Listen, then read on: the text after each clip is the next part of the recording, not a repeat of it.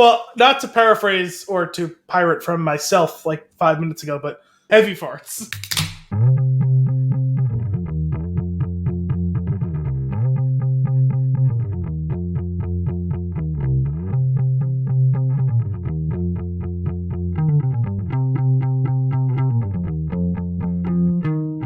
Hello, and welcome to episode 179 of Flix and a Six, the day-date equivalent of a podcast. I'm one of your hosts, Anthony Costanzo. With me, forever and always, the man, the myth, Dusty Lee, Alessandro Boelsi. Say hello, Al.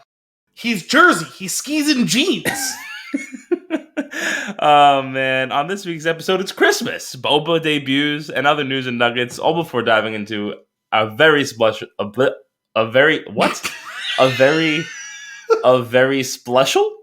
flick of the week, one that I've been waiting for many years. Just Friends. But first, Al, what are we drinking? Are you sure you weren't the one who had 2 cocktails, a glass of wine, and an Irish coffee before we recorded? I just, sometimes you just got to get ready, Well, you were really, really ready. You were ready for easily an hour before we got started, so... I've been ready since 8:30. It's 110% my fault, so... It's 10:17. I'm sorry, we had a dinner... Sure. Scheduled for tonight, and I was told 7 o'clock sharp, which we arrived for on time, which are rarity for my family. I was like, okay, we're going to want to enjoy the dinner. It'll be like an hour and a half, 2 hours. And the restaurant's 5 minutes from my house. Sure. Nearly 3 hours. Hang on. Is this Gorgonzola fry place? Oh, yeah. Oh, fuck you. That's it. We're done. That's it for this week's episode of Flix and a Six. Aren't you glad you waited for 2 hours to get started for that?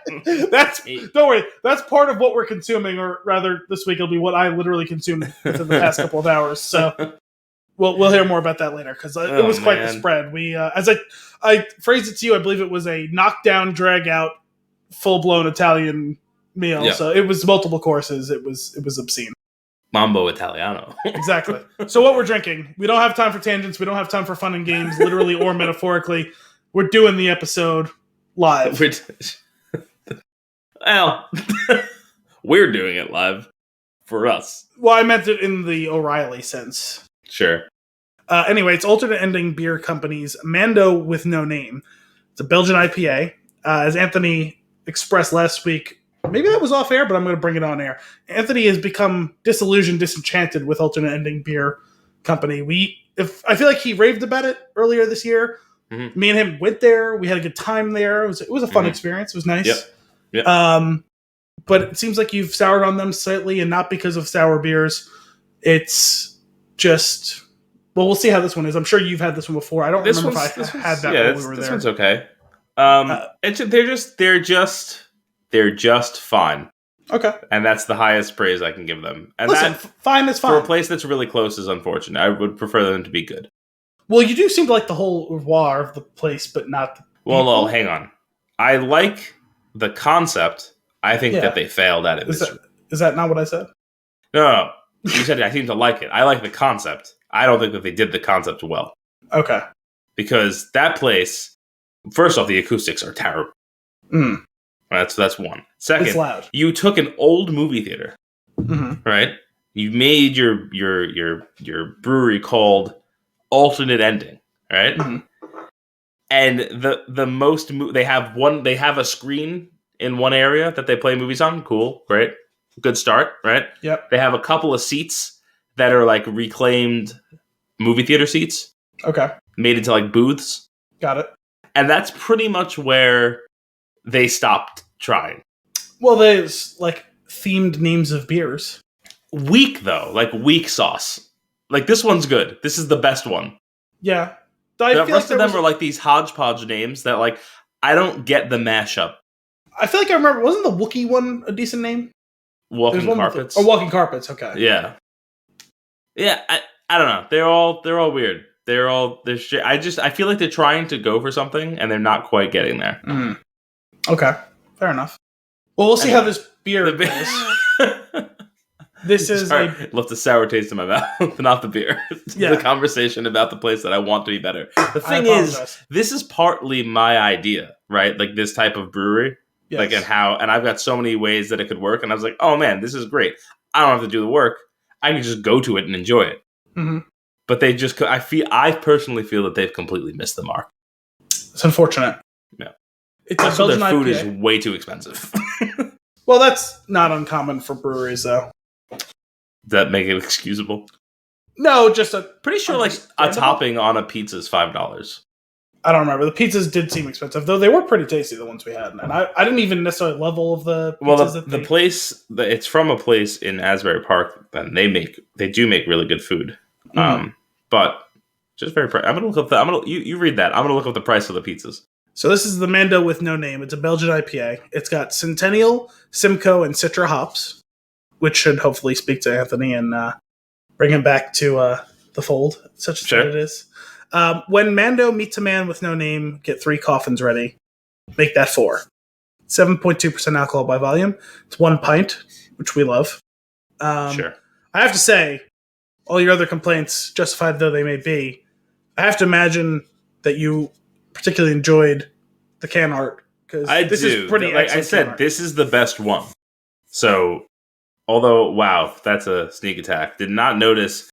There's no color in the illustration except for Grogu. Well, it's in relief, like the way it's in relief against the body of the Mando, as is like the sheen of like the glinting off of his. No, but he's actually green armor. It's very subtle, but it's very cool. The background is like teal, and he's green, so it's almost it's hard to tell. Tough to tell the shade is. No, this one is. This was a really cool one. I think this was back when I was like very, very excited about it. I was like, oh, this is so cool. Because you gave this to me when we went, which was like 8 months ago or something. And when it popped up on their app for like their beer broadcast of like, oh, new release today, and I saw the name, I was like, I will have 3 of those. But no, it's cool. Great. You got the starry background. You got the Mando with Grogu in tow, walking through a doorway and casting a shadow to be the man with no name, which was that Clint Eastwood? Sure. I mean, it looks like Clint Eastwood, and it was one of those old westerns I know. So I'm just gonna put those together. So, all right, Al, I have prices for you, and I need you to bear with me for a second here. Go on. Okay. They have a red, a white, and a pink pie. Okay. Okay. They're 14 inches, 14 by 14. They were square, right? Yeah. Yes, 14 by 14 is in fact a square. The red starts at $23. The white, $24. The pink, $24. Free toppings. Pink? Yeah, spicy vodka. I don't know. It's good. Then the toppings start. First topping, pickled cherry peppers, $2. Okay. The first category of toppings are $2 a piece. The second is $3 a piece. The fourth, $4 a piece. You see where this is going. Yes. The fifth is $5 a piece. Okay. That's too much for a topping. For one topping, yes. As a person who has run on multiple days a week a very successful pizzeria, this is too much. Son to a man who owned a pizzeria for like 30 years. You could probably put all those things on the pizza at Big Al's for the base price. And it would be an 18-inch pizza. Which would be This circle. is ridiculous. And it would be better. This is good. But it could be better. This pizza's good. But it could be better. You know what it is? It's the turn Yes, at all in one snap motion, and then it's the finger guns. Let's give the Mando with no name a taste, shall we? Oh. That's a phrase. Turn phrase. Flick to 6 after dark. You know it. So what happens when you start at 10:30? Not quite 10:30. This is a pretty delightful beer. This is a good one. This is a good beer. I do like this one. I'm going. It's bright. Yes. It's juicy. Yes. It's got an interesting dryness at the end that I didn't expect from the first two things. Which is surprising. Yeah, that doesn't typically go along with the juicy. Juicy IPAs don't have dry finishes typically. Right. Very strange. But no, it's very flavorful. It's full. Juicy. It's hazy. It's bright. It's got the Citra that you so love and crave. You know I love my Citra. Definitely has, I feel like, more of a, like from the Citra hops, like more of like a grapefruit, like rind versus the grapefruit flavor. I think I like it. Okay. There's like that bitterness underneath that sweetness that I really enjoy. I I didn't really get that until now, but yes. This is probably my favorite of the ones I've had from them. Okay. So it's good to do it now. I'm going to give this one a 3 thuckler. I'm in for 3 thuckles. Call it. Put it on the board. I've lost my notes. Gone entirely. Like from the world? Or? They're back. Nope. We are having the weirdest technical difficulties so far. Yeah, we're having a day. I like this one. Yeah, 3 thuckles. 3 thuckles it is. Al, kick us off with some news and nuggets. What's going on? So I have you know what first, Al? Yes. How was your Christmas? It was fine. It was solid. The problem is we had plans, and those plans were derailed by COVID. Yeah, same. Because my sister went to Florida for COVID. Well, I don't think that's what she set out for, but she came back with. She went for a week from the Thursday before. Not the Thursday before Christmas, 2 Thursdays before Christmas, and came back the Wednesday before Christmas. And she wasn't feeling good on the way home, so she walked in the house, walked straight to the medicine cabinet, grabbed the instant test that we had sitting there, swabbed immediately positive. Oh. Put herself in her room, so she had no interaction other than literally like saying hello to my dad, and stayed that way until like yesterday. Oh, damn.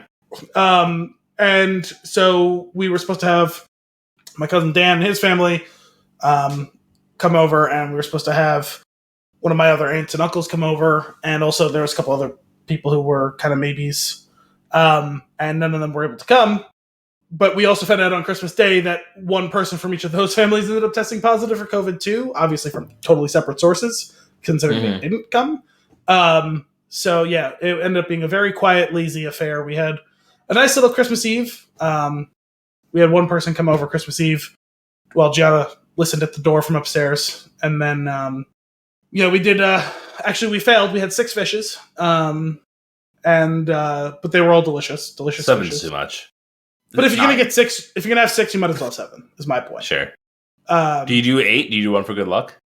We did 8 one year, I think, because we did I just can't decide. No, we did a seafood bisque, and it had like 3 fishes in it. So, that's a pro move right there. Yeah, that was me. Knock them all out at once. I found a recipe. I made a seafood bisque that had like scallops and shrimp, and so I put up with these stories about scallops and cianos. I know you love that line. I had like scallops, shrimp, and crab, and then like we had clams, and we had mussels, and we had calamari. You know that. So this year we had crab legs, we had scallops, and we had shrimp. These are the biggest shrimp I've ever seen in my life. Not like including on TV. These are the biggest ones I've ever seen. King prawn.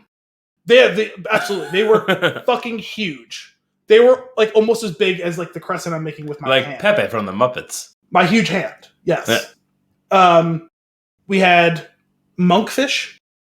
So we had the monkfish. You ever see one of those things beforehand? Yeah, they're fucking creepy. Yeah, no thanks. They're delicious though. I've had we had monkfish, the giant prawns like butterflied open, and the scallops. Basically all 3 of those made scampi style. Nice. We had king crab legs, we had mussels in white wine sauce, and calamari. So we had 6 fishes. Nice. Very nice. Fell one short. And then Christmas, we had pared down the menu. We had ham, Brussels sprouts with bacon, and ravioli. Nice. My, I didn't get any fish salad this year. My dad makes a bean fish salad, and I just didn't have it. That's another way to knock out a bunch of fish at once. Yes. What does a monkfish taste like? What is it adjacent to, texture-wise? It's kind of similar to lobster, actually, even though it's not like lobster at all, like as far as like pre-cooking. But what is it, like a fillet? Yeah, I guess so. It's like thick though, the way that like a bluefish would be. You know what I mean? Okay. It's like just seeing the quote unquote fillet that pre-cooking. Like it was kind of similar in shape to that. It's a very white fish, but it's not like flaky like flounder. It's thicker, but it's almost like eating lobster tail. Huh. Like when you start breaking off like a chunk and eating like a bite of it, like the consistency. It's got like a chew to it. Not as firm as that, but similar. Like like the taste and texture is kind of similar to lobster tail. It's good. Monkfish is pretty common in paella. We've done it in that too, but we've had it on its own like 2 times now. Okay. I don't think I've ever had it. It's good. Yeah, I know it staring back at me at the Whole Foods, but yeah, no, it's a weird one, but it tastes good. Do not be put off by it. It always looks surprised. I feel like all fish are, because their fucking huge eyes are just open and the mouth is always slightly agape. So the old fish always look surprised when you see them like whole fish. Yeah, that's true. That's true. You know what? I never want to come across a king crab that's not just a leg. That sounds like a terrifying water spider that I don't want to be a part of. I mean, it's basically what they are, right? I had so many crab legs on Christmas Eve. I love crab. They're so good. I went to town on some crab in South Carolina this past year. It was a good time. Twice. 2 nights in a row. I believe it. I was like, Kim and I were trying to decide where should we go for dinner. I was like, call me crazy, but the place we went yesterday. Okay. I was like, I'm going to get the same thing. No menus. I know what I'm having. Oh, here's your menus. No, it's okay. Just give me what you gave me yesterday. Right. I'm sorry, sir. I don't remember. You know. I had the one with all the crab. What's new in Nugget? What did you guys do for Christmas? Oh, yeah. So Christmas Eve, we were at Kim's mom's for the first half. We were at my cousin's for the second half. Christmas Day was canceled due to someone was around someone who was around someone who lived with someone that tested positive. So they just decided to just call it. Yeah. So it was just a chill day at home. Okay. We did some. My parents came over for breakfast. We had some fruitcake. Opened some presents. First Christmas with the little man. So that was fun. Laid him in the wrapping paper. Took a picture of it. And then Carly laid in the wrapping paper. And I took a picture of her. So you had fruitcake for breakfast. You did not have bread in the oven. Did not have bread in the oven. No. Never in my life have I had bread in the oven. I was hoping the pictures would jog your memory. You know what it is? Nothing. I'm going to have to come over. I'm going to have to make it for you. Not that it requires any sort of artistry or skill. And you're going to have it. And as soon as you taste it, that's what's going to jog your memory. All right. We'll see. And I'll dip it in my coffee, apparently. That's something that my insane dad does. I don't approve of that behavior. Okay. I feel like I got to try it. I tried it once. I hated it. When in Rome. Also, that was a time where like I drank coffee, but like not all the time. You know, it's those I don't like. I'm weird about sometimes with like butter mixing with certain things. Like, sure. I don't like. I've had before like a breakfast sandwich where, like, if you're gonna toast the bread on like a skillet with the butter, fine, but don't toast and then butter the bread and then put the eggs on it. I get weird about it. And it's not even like I know ahead of time. Like one time I bit into a sandwich, I had no idea it was on there, and I started gagging. I was like, "What the fuck?" Weird. Yeah, no, it's just it's like for whatever reason the two things don't mix. The texture thing? No. It was the taste of it. It was weird. I don't know, the butter on the eggs for whatever I know people cook eggs in butter sometimes. That's fine. It's like the butter additional melting onto the eggs. Yeah. That. All right. Yeah, it was weird. I don't know. I've had it a couple times. That You also don't do cheese on eggs. I didn't for the longest time. I have for a while now. Okay, you're pro cheese now. Oh, absolutely, yeah, definitely. So I mean, everyone's big cheese. What's that? We're gonna call you the big cheese. I've been called big a lot of things. So, have you ever had bulletproof coffee? I don't know. There's like this brain food coffee thing that you do where like you have this like fatty coffee with butter in it. And I've heard of the butter in the coffee thing in lieu of cream or milk. Yeah. I've never been brave enough to try it. It's so weird. It's so weird. It leaves a texture in your mouth It's the grease, right? The grease just sits in your mouth. It's unlike anything that you've ever had. It's not necessarily a good thing. It's just a very unique. I don't understand how, but some coffees are actually oily in their own right? They are, yeah. So, and this is an oily coffee that you use with it. It's something. I'm just picturing like, that super like basic white girl thing where you have the coffee in front of you. And everyone does it, right? When you have a really good coffee, right? And it's fresh and you're sitting and you're going to relax. This isn't like drinking coffee on the way to work, right? You're sitting on a Saturday morning, got nothing to do. You have the coffee in front of you. You give it the 2-hand hold. Yeah. You're talking elf with the syrup. Yes. You waft the coffee before sipping it.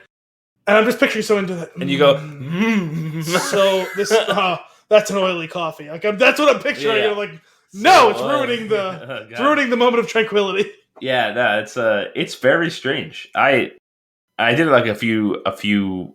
I think I might have done it for like a week or two. I don't know what it was for. I was trying some different like weekly diet things just to see how they affected me. It did good, interesting things, but I wasn't enjoying it at the end of the day. So,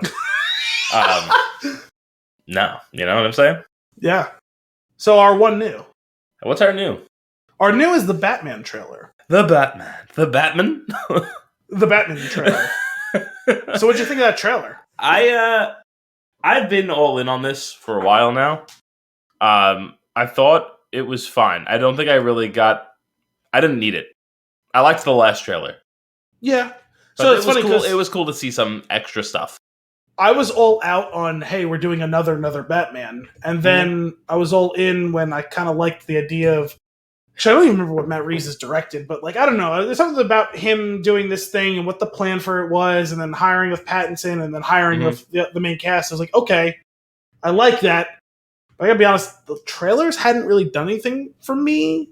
Mm-hmm. This one finally kind of got me, like, from an actual, not just conceptual standpoint of, this is what the movie is going to start to look like. I finally kind of got in there now.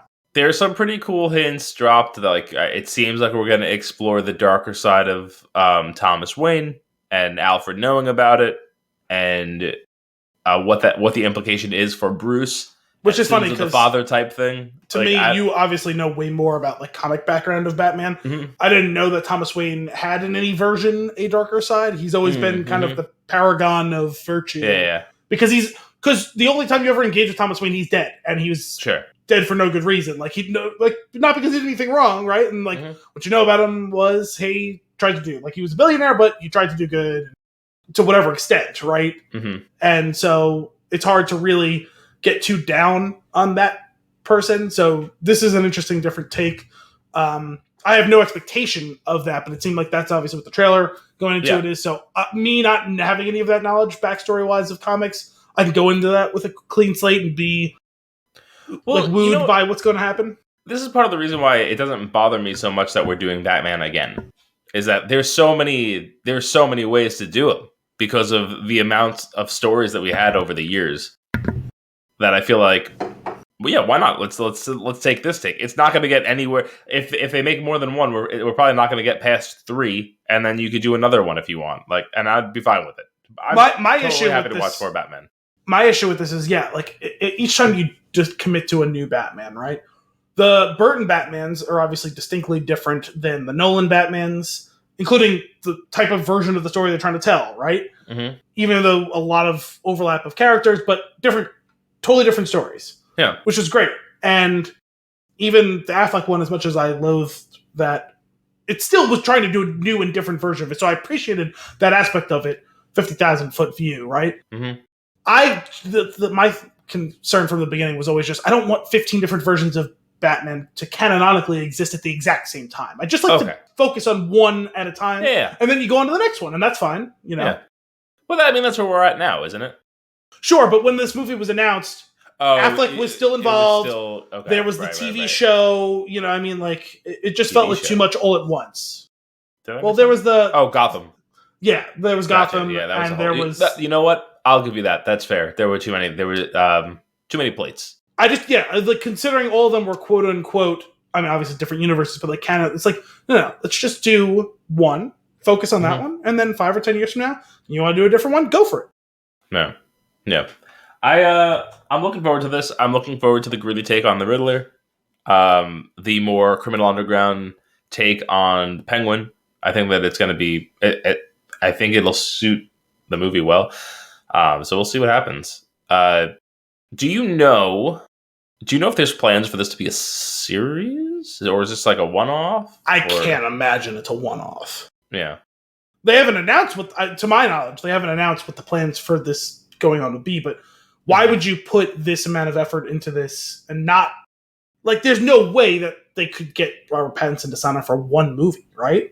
I don't know. I don't know. He seems like one of the. He seems like he might be on board for like a one and done type of situation and really, really sell it. But I guess so. I don't know. Just it seems weird considering some of the production hell that this went through early on. Plus, on top of that, the pandemic. That seems like a weird investment for a one movie thing. Like I get that he doesn't have to do at this point in his career, right? He's made so much money. He doesn't have to do anything he doesn't want to. But my point is, I can't imagine him having signed on the dotted line to be in this movie if this is the only movie. Sure, no, that's fair. I'm curious. I'm looking forward to it. It's not that far away, which is pretty awesome. So yeah, was it March? Is that what it was? March, yeah. Circus. I'm down for some circus. And in anything, cracks me up. That guy, he's so good. Well, it sounds like we're finally going to get to see the more dramatic side of him, which is cool. Yeah. Honestly, outside of Smeagol is kind of shtick, but also dramatic too. I guess Planet of the Apes, Caesar, is dramatic, but that's still mostly voice acting. Not to discredit it, but I just want to see what he looks like in the whole package of him doing a dramatic. I just think if he could do that, if he could play Claw the way that he played Claw, I feel like that's a whole comedic actor thing, man. I killed it.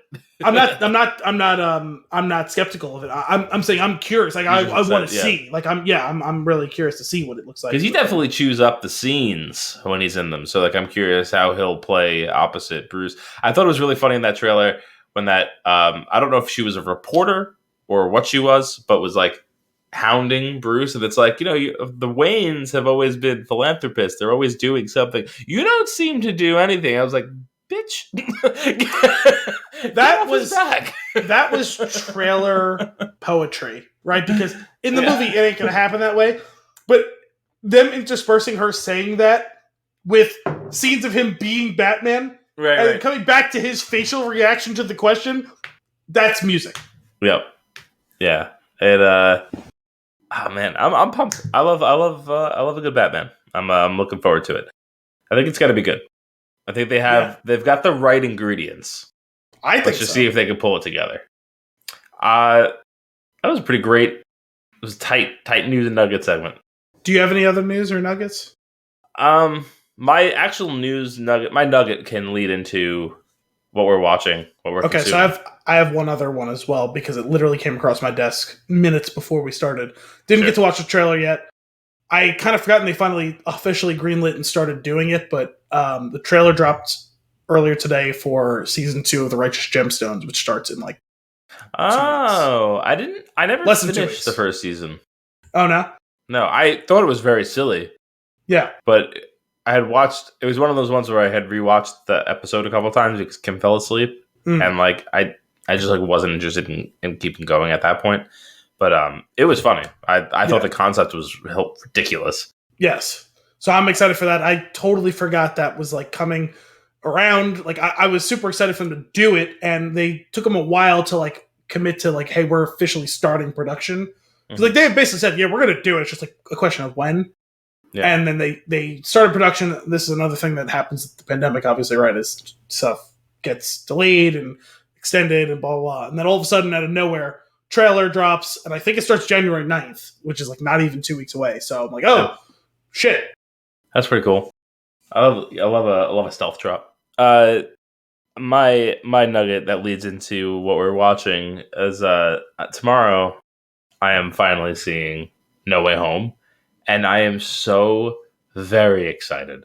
I've been dying to watch this movie, and the fact that it's been out for as long as it has without me seeing it is crazy for me. Obviously, that's the new norm. But yes, Also, not with. I mean, I've made it this far with having nothing spoiled, and That's shocking. I'm very surprised about this. But I also have not really been looking into movie news specifically because I don't want to catch anything.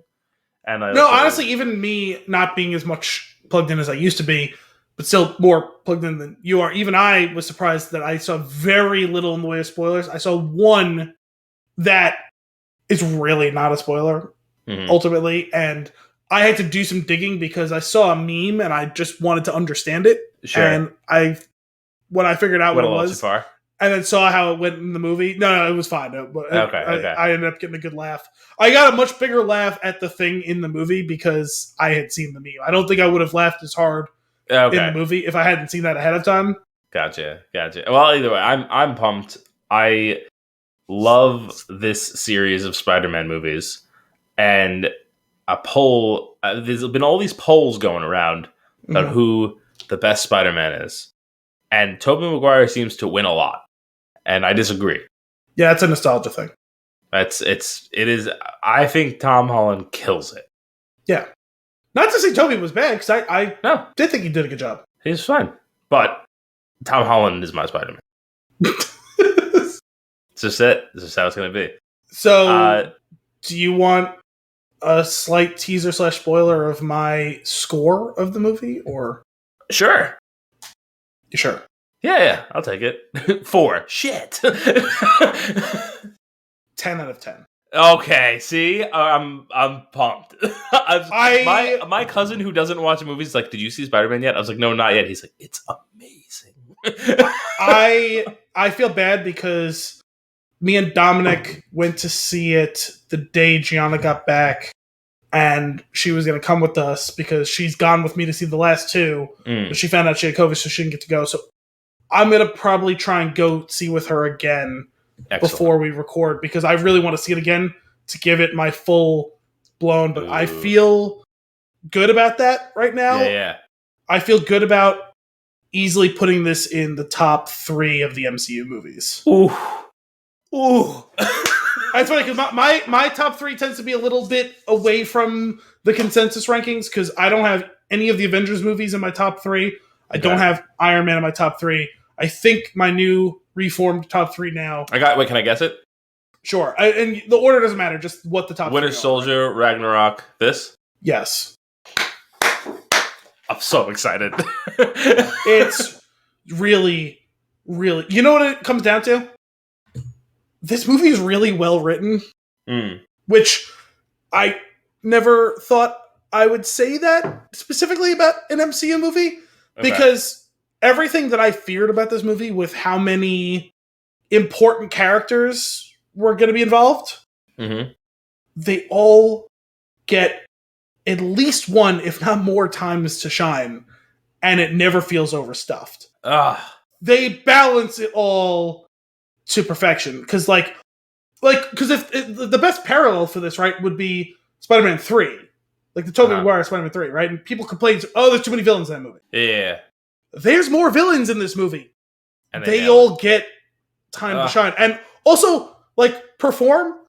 You're going to walk out of this movie feeling for, all of the villains in that movie. I'm so pumped. That's what sets apart... That's what sets apart stuff like...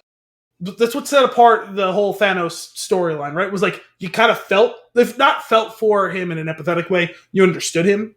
Yeah. Right? And Loki... You understood kind of where he's coming from. You empathized with him. You were entertained by him. You were repulsed by him. You get all of those things with this.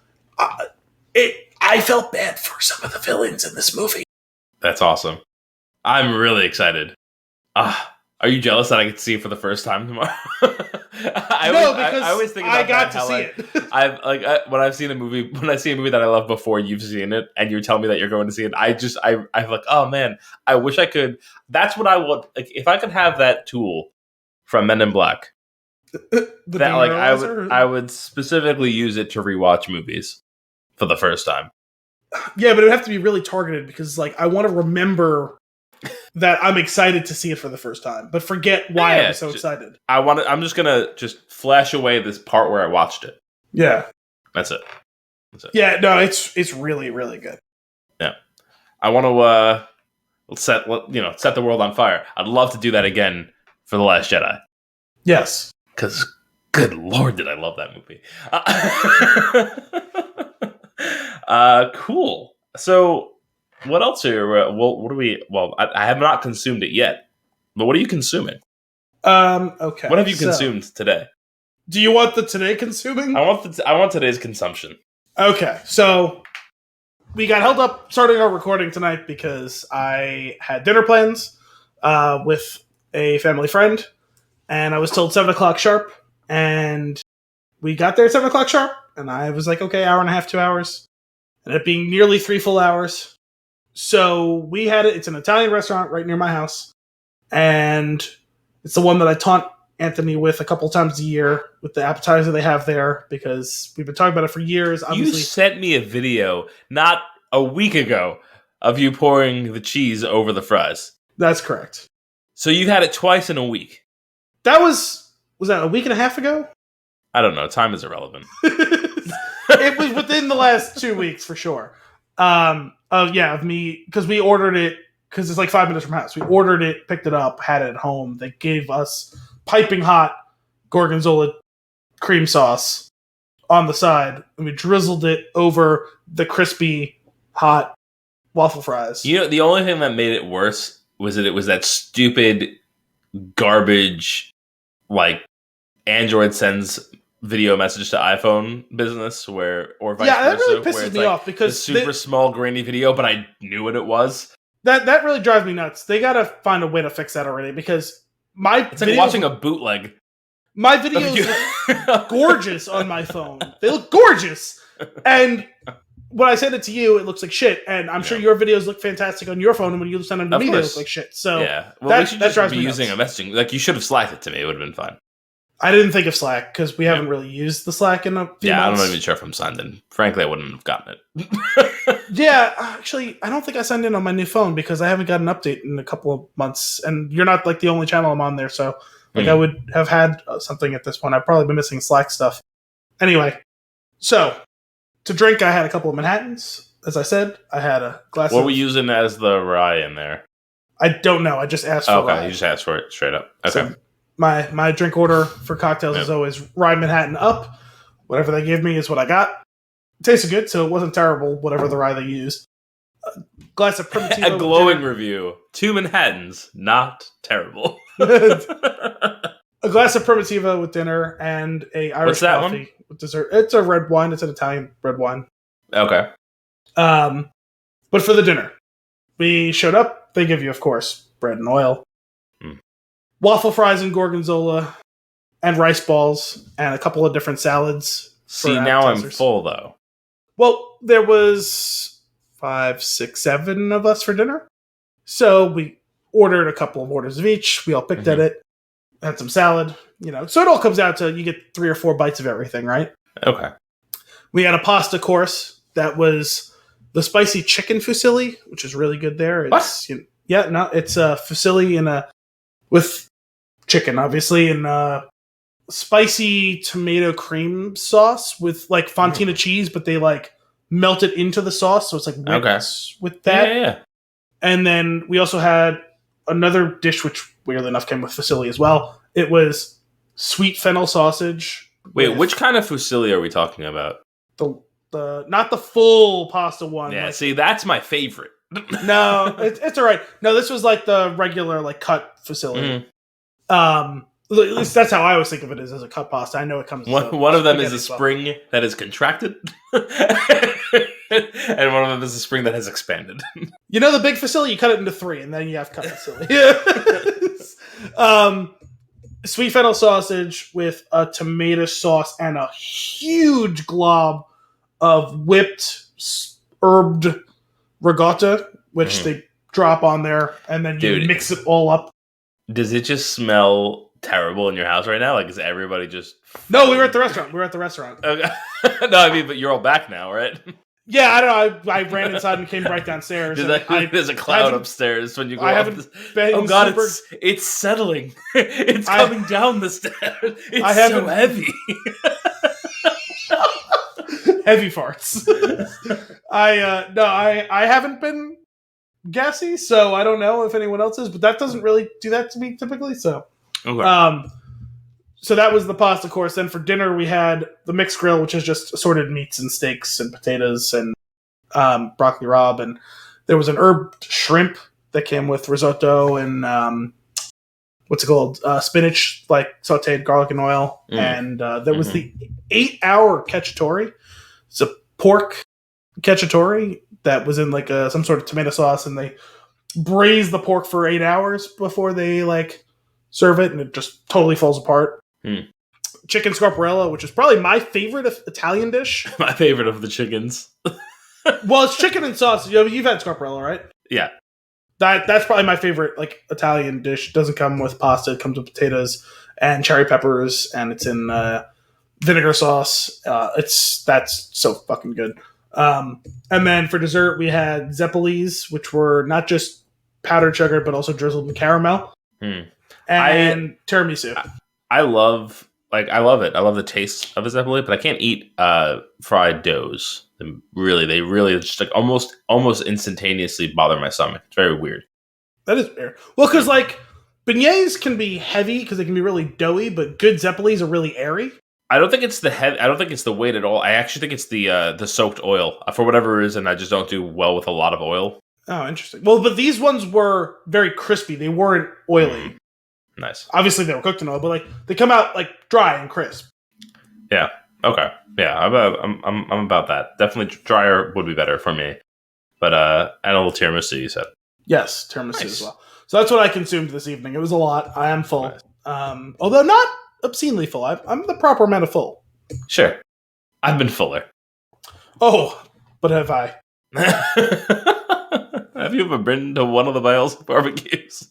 I was much fuller than this Christmas Eve and Christmas. So I love food, as you know. I hate being full. Me too, but it doesn't stop me. Well, sure. Yeah, I mean that's probably something to unpack. But at the same time, oh no, I know what it is. I love the taste of delicious food. I love food. So here's the thing: I could have less delicious food, or I could have more delicious food. So it's really just math. It's simple math. It's arithmetic. Sure. It's what's better, more or less?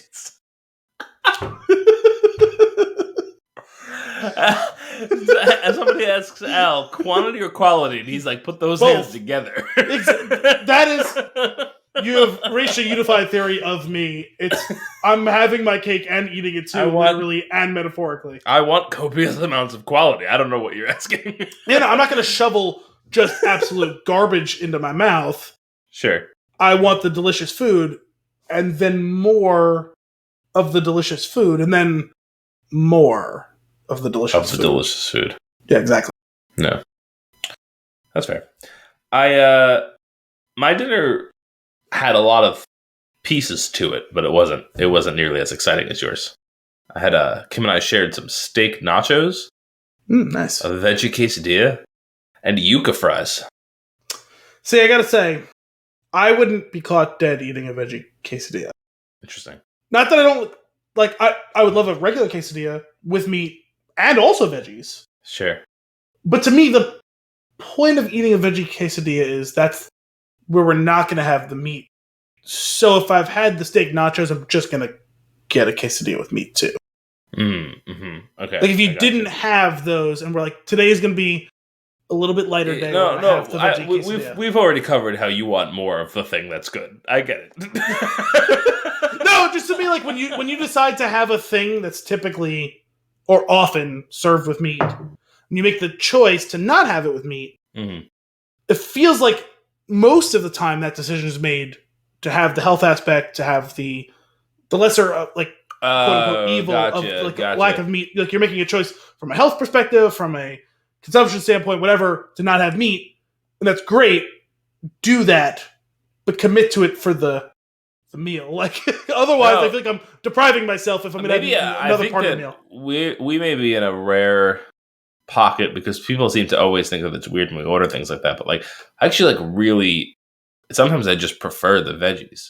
So I would just have both, like because whether you're making it from a moral choice of let's consume a little bit less meat for carbon or for animal cruelty reasons or whatever, or for health reasons, any of those reasons to not have it, if you make that choice, fine, great. But I just wouldn't have meat anywhere else in that meal. Like I would abstain. Sure, like whole. Sure. I do think that there's a difference though, like between like getting like a veggie quesadilla and a veggie quesadilla with meat. It tastes very different. Sure, probably. In hindsight, though, what we decided was they did not. The steak was delicious. That was on the nachos. However, they basically took a giant skirt steak, cut it into large strips, and put that on top of nachos, which is not. You can't really eat it that way. No, so I ended up taking all the steak off and chopped it up into smaller pieces and put it back on. Yeah, typically you want to shred the steak. You shred the steak nachos, right? I think it would have been better if the steak was in the quesadilla and the veggies were on the nachos. Is really what I'm getting at. Probably, yeah. It might have been better. So maybe next time. But either way, it was delicious. Now, does this become, now that you've eaten it all and it's all in your stomach, is this kind of like a Ship of Theseus thing where, like, if you change it enough, is it still the same? It's actually becomes a burrito. You changed and rearranged all of the component parts of the meal. They all ended in the same spot. Is it still the same meal? I think when you're talking about Americanized Mexican food, yes. I think it is in fact the same meal. Anyway, it was delicious. I actually kind of want another bite of it. What are you watching some stuff? Yeah, so as far as consumption, I broke this down into some interesting categories here. So let's do an Expanse category, because the other night I finished the final book in the Expanse. The series is done. I have come to love it considerably. I read all of it over the course of this year, all 9 novels. Really enjoyed the final book. Really liked a lot of the choices they made, a lot of the ways it was delivered to me. Don't 100% love the ending. It's really hard to nail an ending of something that long. What it comes down to is I have 3, I'm not going to call it problems, I'm going to call it quote-unquote issues. Sure. So I feel like problems too negative. If negative. you're having an issue, here's a tissue. No, it's not. I don't want to call it problems because that's got too negative a connotation. I just want to say these are things that I would have liked to see, but didn't ruin the experience for me, right? Mm-hmm. There was 3 things. One of them really probably doesn't matter very much ultimately. Another one is kind of just my own personal, it just felt like a weird loophole. Not loophole, weird open thread that they didn't close. They make kind of a really casual throwaway reference to it in the final pages. And there's a choice there that was made, and so it's fine. It doesn't feel... It felt intentional, I guess is what I'm getting at. Mm-hmm. And that's fine. I didn't think it was careless. I disagree with the choice, but it really ultimately doesn't matter to the narrative or anything. And my quote-unquote biggest issue with it was the ending feels a bit rushed. Okay. They build to this big climax, and all through the climax, really great. I think at the end of it all, though, with so many characters, so many books... You're reading through the book, and you're like, I don't know about this. The pages of my right hand are feeling pretty thin. Yeah, to an extent. No, but to the point where they got to the climax, and this is a story that has spanned so much time and so much activity, and it was so deep and detailed that it really, after the climax, you get one chapter that kind of deals with most of the main characters who are left in this page of the book, although this stage in the book. Some of the other main characters who have been main characters throughout the course of the story, they're still alive. Maybe they've kind of been pushed to the sidelines some, but it feels like we should get a little perspective on them, and then there's an epilogue. Yeah, so we really got the main crew, who's the ones who are still alive from the crew of the Rocinante, are wrapped up really abruptly. I don't know, maybe that's me being greedy. Part of it, I'm sure, psychologically, is just I'm not ready to let it go. Sure.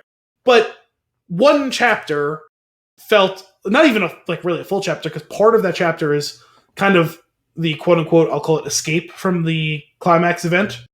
And then you get like a couple of pages ultimately at the end of it all to wrap it up. And it's like, okay, life's going to go on in whatever capacity. It's going to be like a dramatically different capacity than what it's been for most of the series. I don't know. I just thought there should have been more. Although there is kind of an indication in the chapters leading up to it where these people have been together for 35 or 40 years at this point now. And there's a couple of hints towards this from a couple of different characters when someone has to go on what amounts to a suicide mission.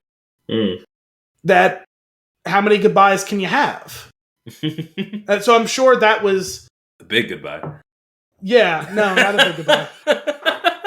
There was the biggest. I think there was kind of a nod to that's what was coming, but it's still like it's tough to get past it. I still really enjoyed the book. I still really enjoyed it all, and I think it ended more or less satisfactorily. Do you think it had anything to do with the breakneck speed that you were reading them?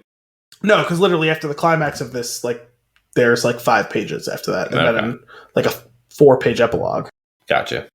So I think that I'm justified in that. They're justified in their decision to write it that way, but I think I'm justified in feeling like I wish there was a little bit more. It didn't have to be 10 chapters, but yeah, I don't know. Maybe you basically could have got away with quote unquote 2 epilogues to. You want a little more of a send off, a little more of a wrap, like a nice bow at the end. Yeah, it just felt like I don't know. And now our story's done. Wait, what? I mean, not everyone gets to ride off in the sunset, but when you have when over the course of the story you have an ensemble so big, to get the final send off as being basically just the remaining members of the Rocinante, which you can count on one hand. I don't know. It just felt like that wasn't quite enough. Oh, I'm sorry. It's okay. Like I said, I still enjoed it. It was still a really good book. It was still good. It was still 10, really, instead of 9 or an 8. Well, I mean, like how much, how greedy. Like some of it is greed, honestly. On my point, like, you're allowed to be greedy. You're allowed to like what you like. More but quality, quantity. It was good. It was great. I know. I do. I want both. It was good. It was great. It was 9 tremendous books that spawned a tremendous television show that I enjoy as well. And I don't know, 5 years from now, I'll probably read the series again. Like, because I own all the novels in hard copy form, so. I remember how like I'm terrible at reading and I take forever. And growing up, I was like, I can't imagine that there would ever be a time where I would reread a book. And then I reread all those Harry Potter books, trying to finally make it through to the end, and I really enjoyed myself along the way. I did. I mean, I've read through the Harry Potter series a couple of times. I've read through the Lord of the Rings several times. I mean, it's a thing that. Here come the dogs. That one's just Cleo, actually, but. Awesome. Yeah, but no, I enjoyed my time with it. I'm still reading. I finished Area X as well. That weirdly ended in some similar ways to, and not just ended in some similar ways, but the big picture of that story kind of leave the movie to the side. Some of the specifics as to what's going on with all of that is weirdly similar to The Expanse. Those books were written more or less contemporarily with each other, so it's not like it's one of those things where like is it Dante's Peak volcano situation? Kind of. Oh man! Like none of Area X took place like in outer space, but like broad strokes has kind of some weird similarities. That's funny. That I really only made that association at the end of the 3rd book. Huh. That one actually left me with way less answers. I was a little frustrated when I was done. Like, I can't take away the fact that I enjoyed and was kind of like thrilled, like in the sense of a thriller, like thrilled by the reading of the books. Yeah. But I'm a little dissatisfied with the level of explanation at the end of it all. Like, I get... I've always been... It's like an open-ended type of thing? Yeah, but like in a way that I found really frustrating because it wasn't even like a where does it go from here type of open-ended. It's a... I'm not even entirely sure what happened type of ambiguity. Like, that's a little too much for me. Yeah. I have a... Well, that's a whole other level. There's that level of, like, I'm not really sure what's going on that I hate. Oh, I have a open-ended stories, like there's a way to do it. There's like, in my opinion, there's only like one good way to do it. From my experiences, and that's like Inception.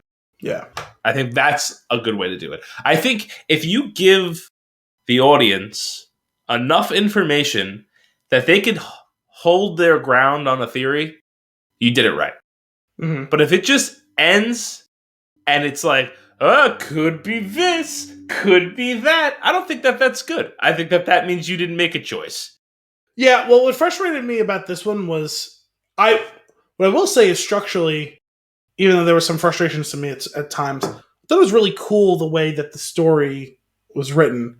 So he must have written, this is Jeff Vandermeer wrote he must have written all 3 books basically more or less together, and then ultimately decided to edit it up in a way that he found more pleasing to deliver. So basically, the first book is delivered through a journal written by a character on one of the expeditions. The second book is basically a first-person account of, if you remember from the movie, right, the director joins them on their expedition after many other failed expeditions. So after that expedition doesn't go right, within the next ensuing months of them trying to put the pieces together, someone else is brought in to be the interim director. And it's his first-hand account of trying to put the pieces together of what the fuck has been going on. Because obviously, like, forget about just the fact that no one can understand what's going on in Area X. There seems to be conflicting reports of what's going on with the Southern Reach agency that is supposed to be exploring Area X. Do the chapters have titles? Yes. So it's like chapter 14.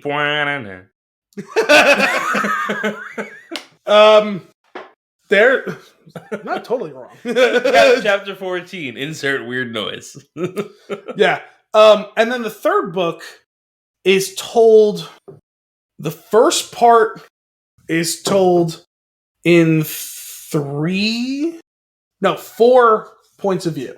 4 chapters, like cascading in the way that the Expanse is written, the way that Game of Thrones is written, where each chapter is a different character's point of view. Gotcha. 2 of them are concurrent. 2 of them are in the past. 1 of them is way past at the start of when Area X was formed. 1 of them was told by the director in her whole lead up to going on that expedition. And the other 2 are what's happened at the end of the second book on. And then so the book is split into 3 sections. The middle section is a follow-up to the journal that the first book's point of view was told from. Bro. It was basically someone wrote a letter who had written the first journal, and that was also discovered. Okay. And then the third section goes back to the same format as the first section, but obviously with some advancement of time and revelation that was made same as the first. But it's told with the perspective of what the middle section gives, because of a big shocking revelation that comes out of that. And so the third section comes with the 3 main characters at that point, them all now being on the same page as to what the revelation from that note was. And it's like, oh, okay, and this is how that informs everything goes on. So, like, it was an intriguing puzzle box to try and deal with. But the problem is, at the end, it feels like someone just yanked the puzzle out of my hand before I could solve it. And I was no. It's like I had a lot of fun trying to figure out the puzzle, but I never got to see what was inside the box. And it's done? Oh yeah, it was a trilogy. It was done. It was released 7 years ago. Wow. That's crazy. That's kind of annoying. I am not. It was a little annoying. Well, see, this is why I have you. You read first, and then you tell me whether or not it's worth it. The amount of time it takes me to get through something, that would have been really devastating for me. So that was the first stuff that I've really listened to. So I listened at work a lot or driving for work, and I decided to, for now, keep my Audible Plus subscription or whatever. Because I saw that purchasing books will be at a reduced rate, and also there's a lot of books that are for free. So I downloaded a bunch of the ones that are included with them. Now, most of them are like classic novels, but I was like, you know what? I didn't read these in high school, wasn't interested. I might be interested in some of these. That could be cool. I would do that. So I started listening to 1984 today. I would like to do that too. So far, I'm intrigued. Cool. I made through the first 4 or 5 chapters. So nice. I found myself in a funky situation, which has happened to me before, where I start reading and I just start nodding off almost immediately, and it's not because of the writing or anything. It's just for whatever reason the mechanics of reading a book put me to sleep sometimes. You have a Pavlovian response to go to sleep from reading. I think, you know what it is, though? I enjoy it. Like, I'm really enjoying the story, and it's driving me absolutely crazy because I don't normally, like, I don't read to go to sleep. Like, that's not usually what I'm doing. Like, I just read. I want to read for the sake of reading the story. So I don't know what, like, it was like the middle of the day, and I was reading it, and I was just like nodding off. I was like, I think I need to take a nap. And I think it's probably the slowest that I ever put my body these days would be to sit and open and turn a page on the book, which my body then goes, oh, you're not doing anything ridiculously active right now? Go to sleep. But I'll get through it. I'm going to have to reread those pages, though, because I was definitely not absorbing anything. Yeah, that happens. I don't like that. Cool. I'm watching a boatload of stuff, Hal. Okay. How are you up to date on Dexter? No, I told you that last episode that I haven't watched even since then. So I'm like, oh, okay. So you're just really far behind. I think I saw the first 3 or 4 episodes, and I haven't had a chance to watch since then. The next episode is the second to last. It is the director. I believe it was the director or the writer, or both, if they're the same person, said it's the best thing they've ever done. Wow. Or that their favorite thing that they've ever done. Okay. So I'm pretty excited about it, considering where the show is going. Mm-hmm. I am hooked. Like, when the episode's over, because I watched all of Dexter after it aired. So yes, if I wanted more, I just hit play.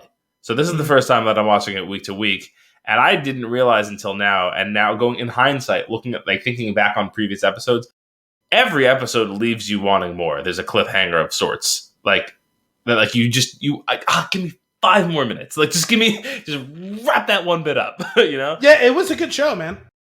So I'm really looking forward to seeing what they do there. But I encourage you to hop on, because we're only a couple episodes. Well, yeah, a couple episodes from the end. Yeah, I've wanted to. Now with football season drawing nearer to a close, I think the Thursday games are no longer running, and then after another couple of weeks, the Monday games will no longer be running. So it'll just be Sundays from now on. So I'll have more nights to myself. It's not just me. Like, I could sit down and watch it, but I've been watching it with my sister and my mom, so wanted to watch with them, and we haven't been able to get all 3 of us together to watch an episode in several weeks. So okay, all right. Next up, I am 6 episodes into The Witcher season 2. I haven't started it yet, and my goodness, do I love that show! I love it so much. It's so much fun. It's so entertaining. I don't know what it is. There's something super captivating about all the performances and the writing. I'm just hooked. I love it. Yeah, I really wanted to watch it, but again, not having the time between reading and watching football and watching other shows. Succession ended. Curb Your Enthusiasm is done now. So I have The Expanse on Fridays, and I have Book of Boba. Mm-hmm. And I'm going to have to probably fit that into some of the free time that I have now. Yeah, it's a delight.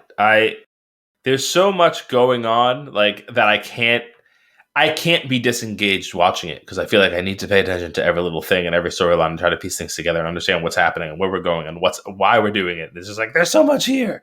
And then they start talking about the spheres and the colliding. I don't know what any of this means, but I love it.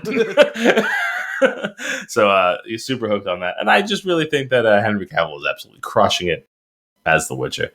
Book of Boba Fett, obviously, which we will discuss in our Boba Fett featurette after the credits.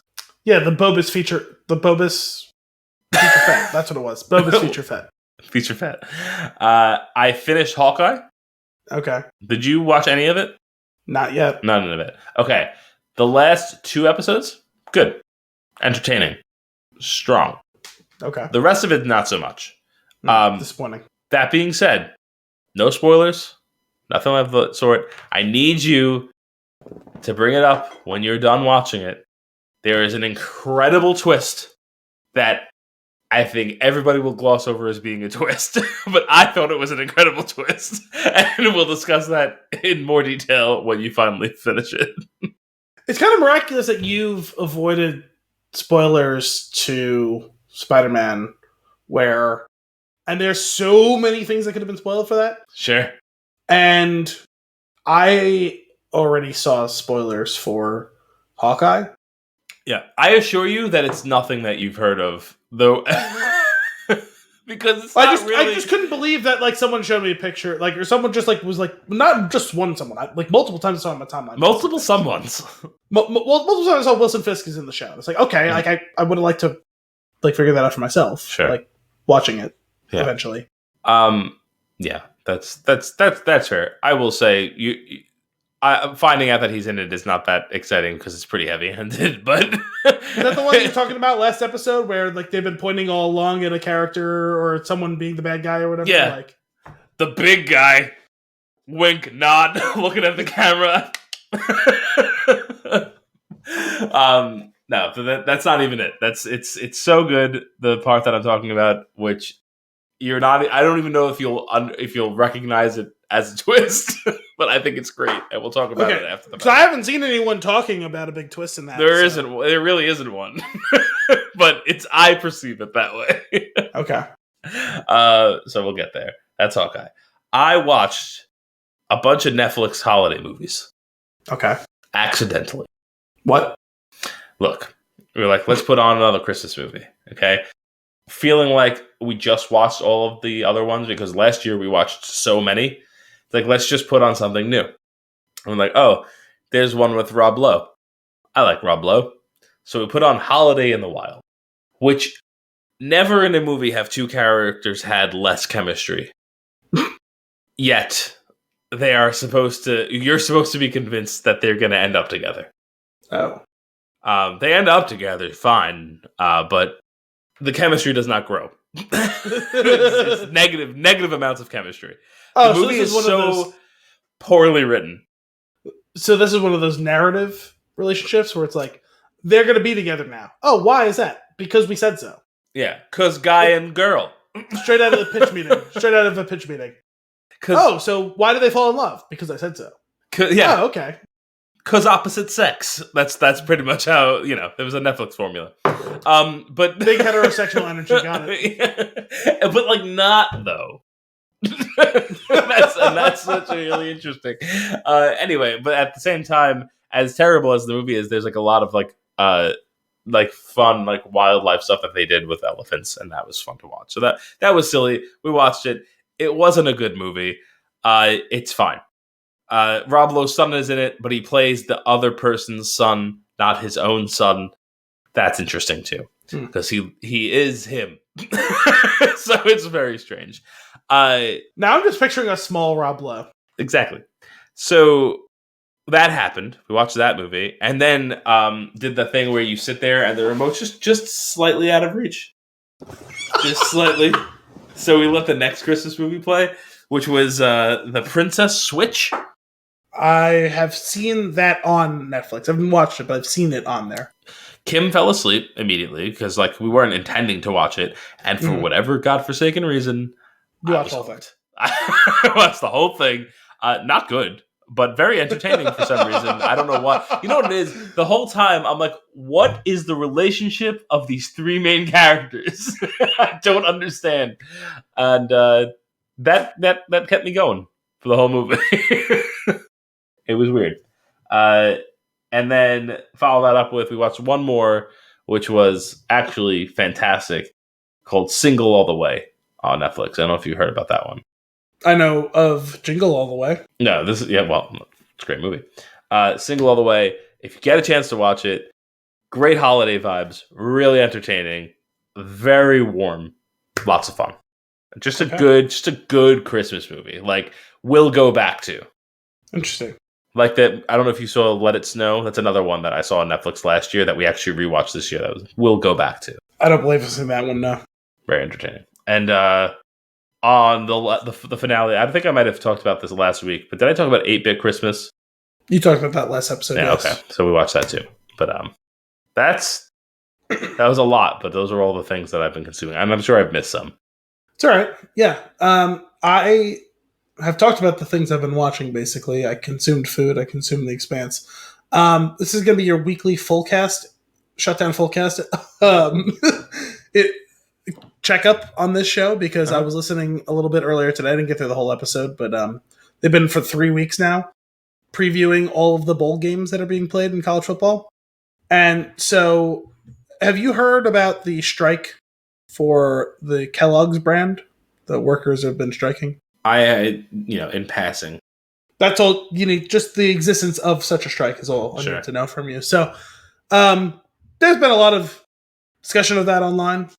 And so are you familiar with like college football bowls? All of the bowls are sponsored by a brand typically. No. So like, they're no longer the sponsor of this brand, even though it was the most perfect match made in heaven. But Tostitos used to sponsor the Fiesta Bowl. The Tostitos Fiesta Bowl, it's a pretty perfect match made there, right? But it's always some sort of thing like that, like the AT&T Sugar Bowl or whatever. Like there's a million different versions of that. So not Kellogg's, but Tony the Tiger sponsored a bowl this year, and it maybe have for the last couple of years. I don't remember. They change every couple of years a lot of times. For whatever reason, then they're riffing about that on the show. That like usually it's like, okay, I'm seeing the Tostitos Fiesta Bowl. I might want to buy some Tostitos, right? Like that's generally the idea behind sponsoring something. I want to buy a tiger. But when I watch the Tony the Tiger whatever bowl, I don't want to acquire tigers. Why isn't it the Frosted Flakes bowl or the Kellogg's bowl? You just wrapped up like that was that's football for me. The Tony the Tiger's whatever bowl. Yes. Well, I forget. There's like 40 bowls. No, that's great though. That's how I perceive football. So anyway, they were kind of riffing on that, and people have been dunking on Kellogg's online because the strike, and people have been dunking on the Tony the Tiger Bowl because what the fuck? And don't you dunk in basketball? You're familiar with the online dunking. Don't make me explain that to you. Dunkaroos? Please don't make me explain that to you. It's actually a Nabisco product. I don't know that for a fact. It just felt right to rebut that. I think it is. I think it is too, but didn't they used to have like a Nabisco? Absolutely, yes. All right. So I had heard, and anytime any of these brands or companies gets in trouble with the general populace, a lot of times they have to go dark because people will just put a tremendous hate campaign on a Twitter or Instagram account, right? Because it's some person who's being paid $30,000 a year to tweet something occasionally, and people will just vociferously go after that account, that tweet, whatever, and it's like, like the CEO doesn't see that, right? But like, I get why people do it. Like, I do get it, and I'm not saying that people shouldn't do that, because if it gets loud enough, sometimes things do change. Not often enough, but sometimes things do change. Sure. But I heard during the course of them riffing on this that Tony the Tiger's Twitter account... Dunkaroos is General Mills, just thought you should know. Ah, the other one. Okay. It also has the Betty Crocker spoon on it. I guess that's also General Mills. If you say so. So Tony the Tiger's Twitter account had to be deactivated some time ago, having nothing to do with the strike, actually, but because every time Tony the Tiger would tweet, a avalanche of furries would reply asking to fuck Tony the Tiger. Oh my god. And I was listening to that today. It was a good thing I wasn't driving, because I would have crashed my car.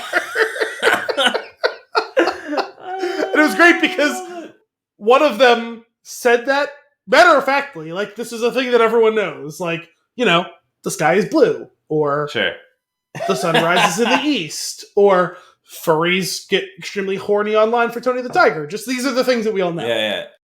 The other two people almost died. That's great. On the show, and I almost died too, listening to the show. And I was like, you know what? That's our weekly check-in on the Shutdown Fullcast. You get something like that. Sometimes it's Antioch the Birthday Spider. Sometimes it's Tony the Tiger being chased online by extremely horny furries. It's just whatever. God. It's so good. So good. You're going to become a college football fan just to listen to this podcast. Just to watch yeah. Oh my god. What nonsense. I love it. That's really funny though. I believe it. Yeah, I mean, why wouldn't you? No. It sounds like the internet. Is that all you're consuming? Oh, I have one other consumption note. Actually, I don't know if we must have talked about it on the show at some point. I know I talked about it with you and Brian separately. Gears and Beers. We have concluded the Gears series finally, and we are on to Halo. We began Halo Reach. We're doing the Halo Master Chief Collection, playing all the way through. Wait, what are you talking about? Gears and Beers. So I know I talked about it with you and Brian via text. I feel like I missed this. You may have missed it. Me and Brian were definitely talking about it. So me and Dominic and a couple of his friends have been meeting weekly to play through the entire Gears of War series while drinking beers. It's Gears and Beers. Oh, I like that. We play co-op through the campaign, and that's awesome. When you die, you pass off the controller to someone else, and you keep going. That sounds like a lot of fun. We went through all of the Gears series, and now we started the Master Chief Collection of Halo. We're playing it chronologically, so we started with Reach. Okay. And we're like halfway through Reach, and we'll keep going. Nice. I recently played through all of the Halo games. Nice. In preparation for Infinite, which I absolutely adore. Yeah, I'd like to get to it, and I wish I could have got to it before this Game of the Year podcast that Brian wants to do, but it's just not going to happen. So Sure. That's really fun. Did you played? I didn't play Gears 5. I played like a little bit of it with Brian, and we never finished it. Yeah, I had played the original 3 when they were released. Mm-hmm. I had never played Judgment, which was the prequel one, and then I never played 4 or 5, so we played all of them. I will never forget playing. This is funny to say. I will never forget, and then I don't remember the name of it. I'll never forget the experience. I think it was the second one where I was playing co-op, and you'll know because you just played through it. The co-op character dies. Dom? Yes, that was in 3. That was 3? Okay, so Gears 3 dies, and the person I'm playing with is like, well, what now? Which was pretty great. Oh man, Gears is fun. Gears is entertaining. I love me some Halo, though. Pretty jazzed up for you to play through all those games. Now, how far have you made it into Halo in the past? So, I played the original 3. Mm-hmm. I think I made it roughly through Reach, and I just never finished Reach for whatever reason. Okay. And then I never played 4 or 5. Cool. Are you also going to play ODST? Are you going to play everything in the Master Chief Collection? Probably, yeah. Okay, cool. That's awesome. That'll be a lot of fun. I know I watched Dominic play parts of ODST. I don't think I ever actually played it in any way. Word. Are you guys going to play Halo Wars as well? Or are you just sticking to the Master Chief Collection? Just the Master Chief Collection and then 6... or Infinite, whatever. Sure. Cool. Awesome. I'm excited for you. That sounds like a lot of fun. I had a movie picked, but we don't have to do it if you're not up for it. Well, it's 11:38, and we still have a movie and the Bobus Featurefette. Yeah. Okay. I'll hold on to it for next week. Yes, you can keep your turn for next week. Well, then I dare say with that, it's time for our flick of the week. Just Friends, released in 2005, rated PG-13 with a 1 hour and 36-minute runtime. Your IMDb synopsis. While visiting his hometown during Christmas, a man comes face to face with his old high school crush, whom he was best friends with. A woman whose rejection of him turned him into a ferocious womanizer. That plot is missing a lot. For a movie that doesn't have a big plot, that just seems kind of not right. Yeah, because you're missing 2 huge aspects of the other hangers-on in this romantic quadrangle. Yeah. Anyway, we'll get back to that. Al, what's your hot take? I'm glad that you phrased it that way because I didn't really ever get a tweet-length review out of here. And I had kind of had a bit planned, and the dictionary isn't agreeing with me. I was expecting a better definition for a word, because I was going to just read you the definition of the word farce, because this movie is pretty farcical, and I didn't really like any of the definitions. Not that my definition of the word is incorrect, but just didn't kind of hit the notes I wanted it to, thematically, if you will. So this movie is a farce. I don't mean that in a negative way. Okay. It's just absurd. It's patently absurd. Oh, absolutely. And why didn't Anna Faris get nominated for an Oscar in this movie? I'm a bubble. All right. What's your score? I don't know, let's give it a 6.5 out of 10. All right, cool. Just take a deep breath and understand where I'm coming from with my score. Few movies are laugh out loud funny every single time you watch them. While some of the cruder jokes and shticks may not age well, Just Friends will always hold a special place in my heart as my number one Christmas. 10 out of 10 retainers. Oh, wow. I love this movie so much, and every single time I watch it, I crack up. And while I think I remember every line and every bit, one that has slipped through the cracks will come back, and I'll just be floored again. Might I say, this time, it was, picture this, we're in the bar. Chris is talking to Palomino. Samantha's in the back. Chris, I'm busy, you stupid dick.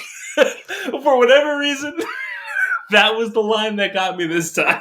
But I just love it. It's so funny. It's so Ryan Reynolds. I admit there are a handful of jokes that don't age well. Yeah. That being said, I'm not saying I'm not saying it's excusable, but there is something about that those jokes are delivered in the stupid brother versus brother dynamic that they have going on the whole movie. Mm-hmm. And it just makes it really funny. It's over the top. It's complete nonsense. And it's so much fun to watch, especially if you're watching it with others. Yeah, no, me and my sister watched this. I did enjoy the movie. It was really funny. Mm-hmm. It's not... Let me be clear. It's not a 10 out of 10. It is a 10 out of 10 for me. Yeah, no, that's fine. It's not a good movie. It is an entertaining movie. There's no question about that. You mentioned the brother dynamic. Yeah. It's funny because growing up, obviously, is a little different. Like, you and your sister probably fought some physically, especially when you were younger, but... She kicked my first tooth out of my face. I was not aware of that.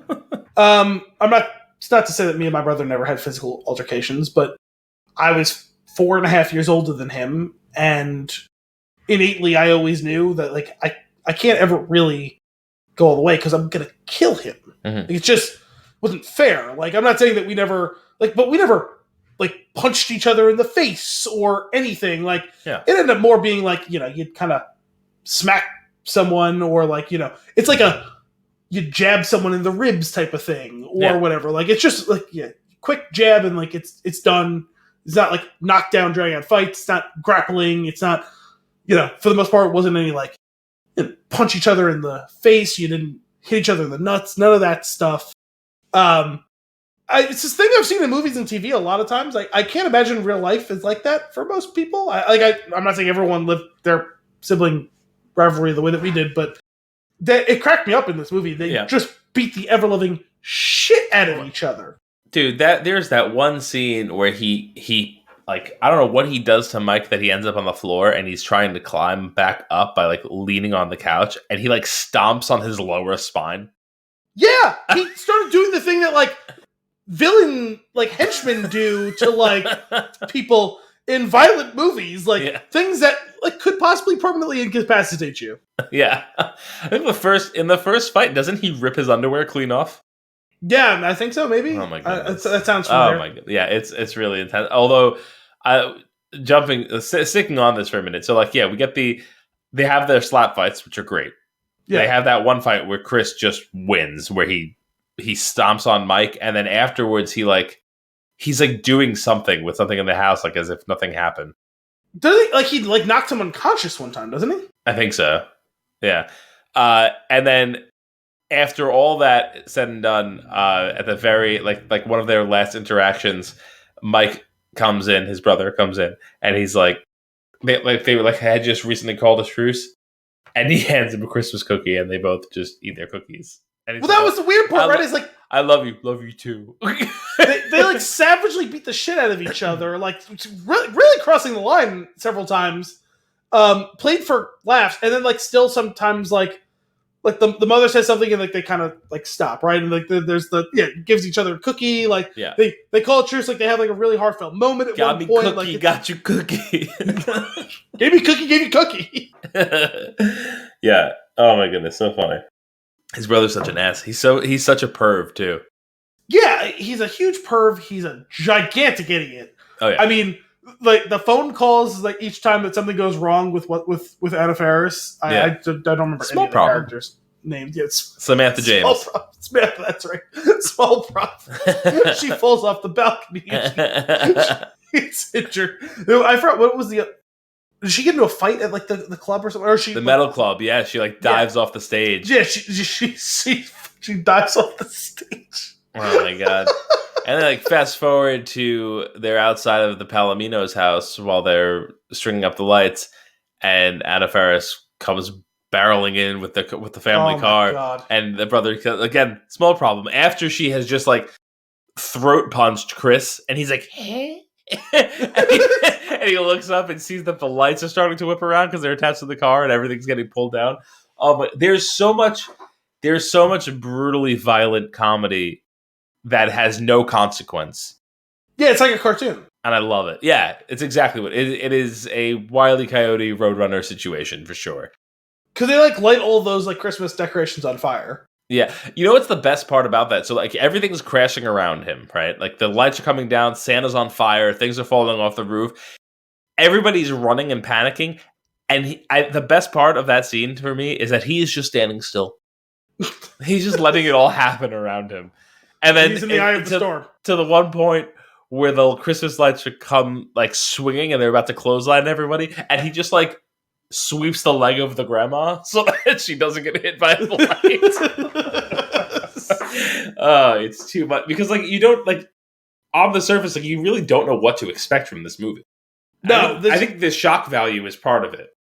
Yeah, it's totally absurdist in that like things are going kind of like rom-com normal-ish at times, and then they just turn up to 11 out of nowhere. Yeah. Whether it be one of the fights with the brother or something like that, where it like just goes totally nuts, or the hockey game, where he goes berserk and then ends up on a stretcher. Hey kid, I'm a really good skater. Yeah, and the stretcher goes sliding down. The stretcher goes backwards and he lands on his face.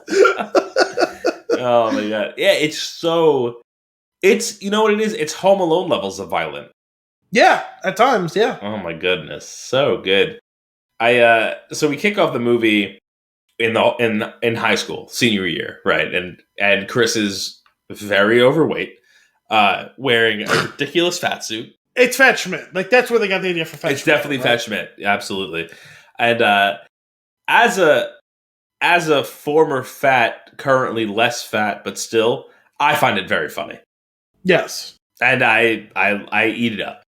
Especially the way that he uses he uses the makeup and the body to just to tremendous effect. Like the way that he'll turn his head to just create more roles and do extra shocked looks on his face. Yeah, because he keeps intentionally doing that thing with his jaw that makes him have 18 chins. Yeah. Oh my goodness, he cracks me up, and of course, we start off with him singing, right, doing the lip sync. Yeah, but we also close the movie. It's "I Swear." That's right. Because it's funny because the briefest of Diane Kruger is watched that movie, and then 2 days later, I was just had TV on in the background, and there's a commercial for a laundry detergent, I want to say, and that song is playing in it. And I'm like, no, I haven't heard that song in forever. And now I hear it in 2 consecutive days, or 2 out of 3 days, in this randomly thrown into this movie, and then randomly in this detergent commercial. I don't think that's a brief one. That is a straight up Diane Kruger. No, I meant a brief one and just how I delivered the story. Oh, okay. I thought you meant a Krugette. No. That's and then at the end to go through the whole song and really it he makes goes me uncomfortable. All in on it, the different the backtracks within the song. It made me a little uncomfortable because he's doing the face thing with the jaw. Yeah, and he's really animated and singing the song, and the sync doesn't really match up that great. Yeah. But Also, he's totally committed to the bit, and he keeps making awkward eye contact with the camera. What does he play? He plays a clarinet at one point, I'm pretty sure. Or like a trumpet. Did he? I don't remember. He might have, yeah. Well, like fake, like air, like an air. He probably did. I don't remember. Oh my goodness. So ridiculous. The whole concept though is like it's got like that great 90s high school movie vibe too, like with the mix up of the letter and somebody getting the hands on it and reading it out loud. Like, while I can't name the movies, I know that that's happened a number of times in like those types of movies. Wasn't that a Mean Girls thing like the year before? But I don't know. I just think like it's so great. Like he writes this love letter to Jamie in her yearbook. And yes, the yearbooks get mixed up because that really gross douche guy comes in, which seeing him again at the end as just this complete turd, washed up, like, mess of a human being that's still in the town wearing his Letterman jacket is hilarious. With the line, "Do you have $5 I could, like, have?" Like that was her ex-boyfriend? It was the same guy, I think, that comes into the room, the one that takes his yearbook, thinking that it's his own yearbook. So that wasn't the one who reads it, right? That was her boyfriend the one at the time, wasn't it? That was he wasn't. They weren't together at the time. They had like hooked up like in the past. Okay, but he's also early. He's in the movie at another point, right, where he's like at the bar and he like kind of recognizes him. That's it. That's the line. Can I have $5? Which in that moment, so he goes, "Do you have $5 I can like have?" That is one of the times where there's a lot of times where they'll do some words off screen that if you're not paying attention to, like you could just miss it, or like Ryan Reynolds' character will just like he'll like mumble things, but like you don't see his lips moving because he's facing away. But like there's like these little one-liners that are in the movie that are just so funny. But after he does that, he walks off screen. And the scene continues, and you just hear in the background, "Here's your money, bitch." What is going on? It's a bad gambling debt. It's so stupid. So he runs away, right? I'll show you all. Leaves town, goes to LA, becomes this music producer, rich, gets in ridiculous shape compared to where he was at, and then I know that it's a bit part, but his boss being played by the guy from Dodgeball. And, Stephen Root. He's disgusting in this movie. Oh my god, lobster! I want lobster. Go. I hated him so much. He's terrible. But if you don't make me happy, I'll find somebody else to make me happy. There's something else creepy he says in that scene. I'm just like, oh, he's fucking going. He's that's like the pants make me look fat. You're fired. Yeah. But even like, there's Daddy wants a lobster. Is that the line that made you uncomfortable? No, I think there was something else. I don't know. The whole scene made me uncomfortable. I thought there was another specific line, but maybe not.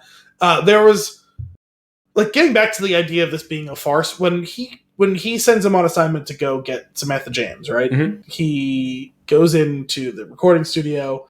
They do the whole thing where she can't hear him, he can't hear her, but she keeps just going, and he's trying to just weather the storm. Light bulb. Funny sight gag, right? You've seen that a million times. Yep. I'm so confused by the whole nature of their relationship, how there could have been a relationship, as much as he seems to have gravitated towards vapid and like totally meaningless relationships.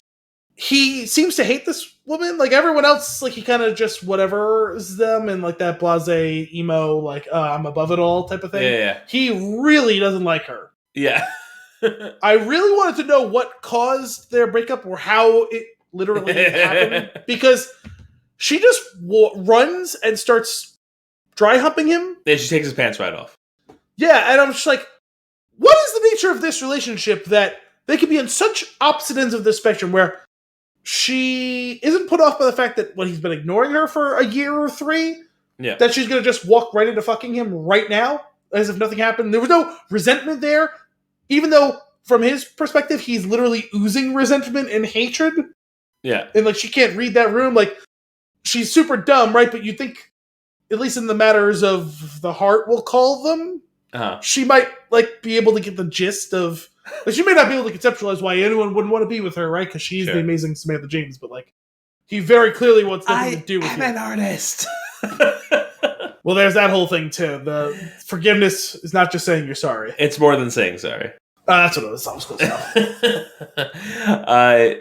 Oh my god. Yeah, so actually the first time we see her is actually in his boss's room on the TV, where she's advocating she was doing the charity thing, vegetarianism in third world countries, right? It's a very very important issue.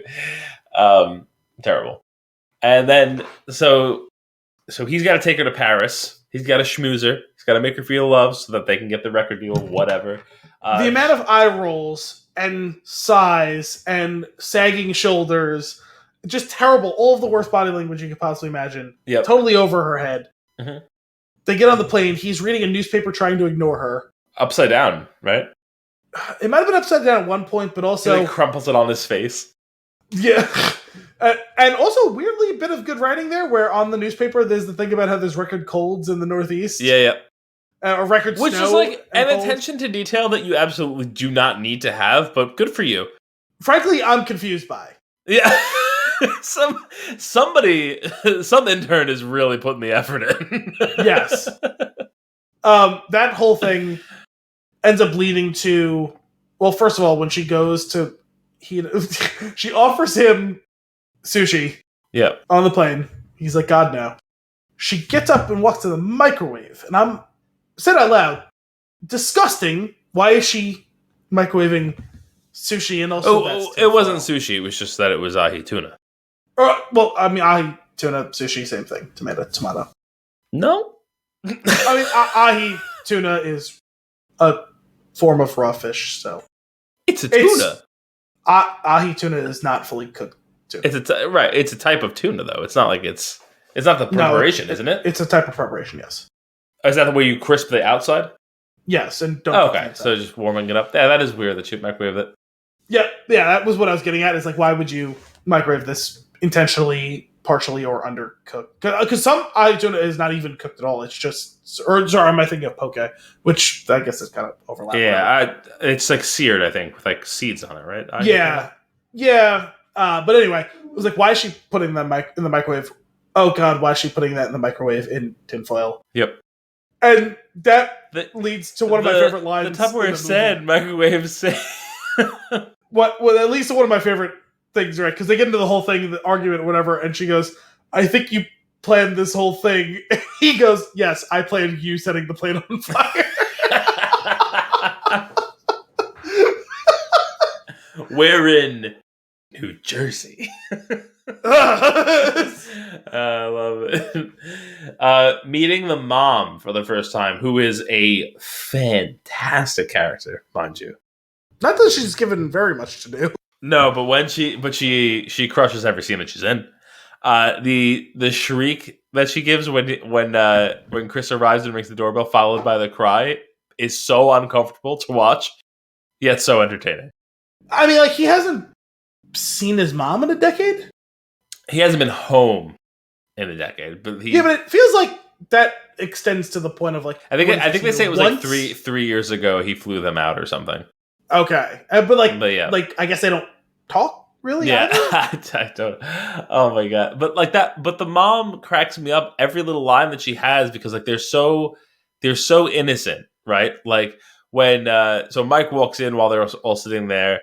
And obviously he slaps Chris and then goes and sits next to Samantha. And he said, I slapped a ham to her like an hour ago.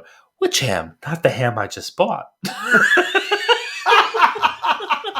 Yeah, all of those conversations go over the mother's head. My favorite is when Chris is on the phone and she starts dialing. Hello, I'm on the phone. Joyce? No, Mom. What are you doing at Joyce's? Could you imagine? That's 15 years ago, and for the time, right? Like, I guess that was an issue with the technology and with like older adults, parents dealing with technology. Like, we struggle sometimes to teach our parents how to use like smartphones and computers and stuff like that. And it's like landlines have existed for 100 years, and you couldn't even figure out landlines, which you had your entire life. Oh my god, I love it. I love it so much. But yeah, she just really cracked me up. Carol. I lost. Hang on one second, please hold. I keep closing my notes out entirely, which is not what I intend to do. For something like this, yeah. So we go to the bar, right? We meet Clark and Darla. We re-meet Clark and Darla. They're there in the beginning. He only says hello to them in the opening scenes, like at the party. Yeah, and like they kind of like, oh my god, it's happening. Yeah, like, he's gonna tell her tonight. Because he was under the impression that party in the beginning was only going to be the four of them. Yeah, which miscalculation. Right. He's not very good with calculation. He's no Lau. Yeah. So Clark and Darla. Your names are Clark and Darla. When Samantha kisses Darla before going to the bathroom, the look on her face is so funny. She's just Darla's like Clark's face is hilarious. He's just like got this stupid shit-eating grin on his face, and Darla's like, I don't know what just happened to me. But I love I will say this to Kim multiple times throughout the year. So really, one of the lines that cracks her up from this movie and me as well is the callback at the end when Samantha is at Chris's apartment or house, and it's like, this is about other girls. You can date other girls. I like other girls. And Darla. It just gets me every time. There's so many of those deliveries that really just, and that's where I was getting at, where I'm only slightly being sarcastic. That like usually a big performance isn't going to be nominated, and like certainly nothing from a comedy, but like, she's done a lot of dumb, ditzy roles and nothing like this. Like, the commitment to the bit, like, full-blown, she doesn't feel like she's mailing in any of that. It's an 11 or maybe even a 12 at times. When she gets the concussion or whatever, God. She's just eating the toothpaste. Yeah. And then she kisses him on the cheek and just like squirts it out. Oh my God. And both of them, his face throughout that whole scene, her, like, in slow motion, like space cadet, like I'm not really even here because of the level of concussion that I have. But like, how do you piece that together, right? Like that scene, like, yeah, I agree with you, Oscar worthy. But that's like putting that together of like, okay, we're gonna walk in. Here's the scene. You have hit your head.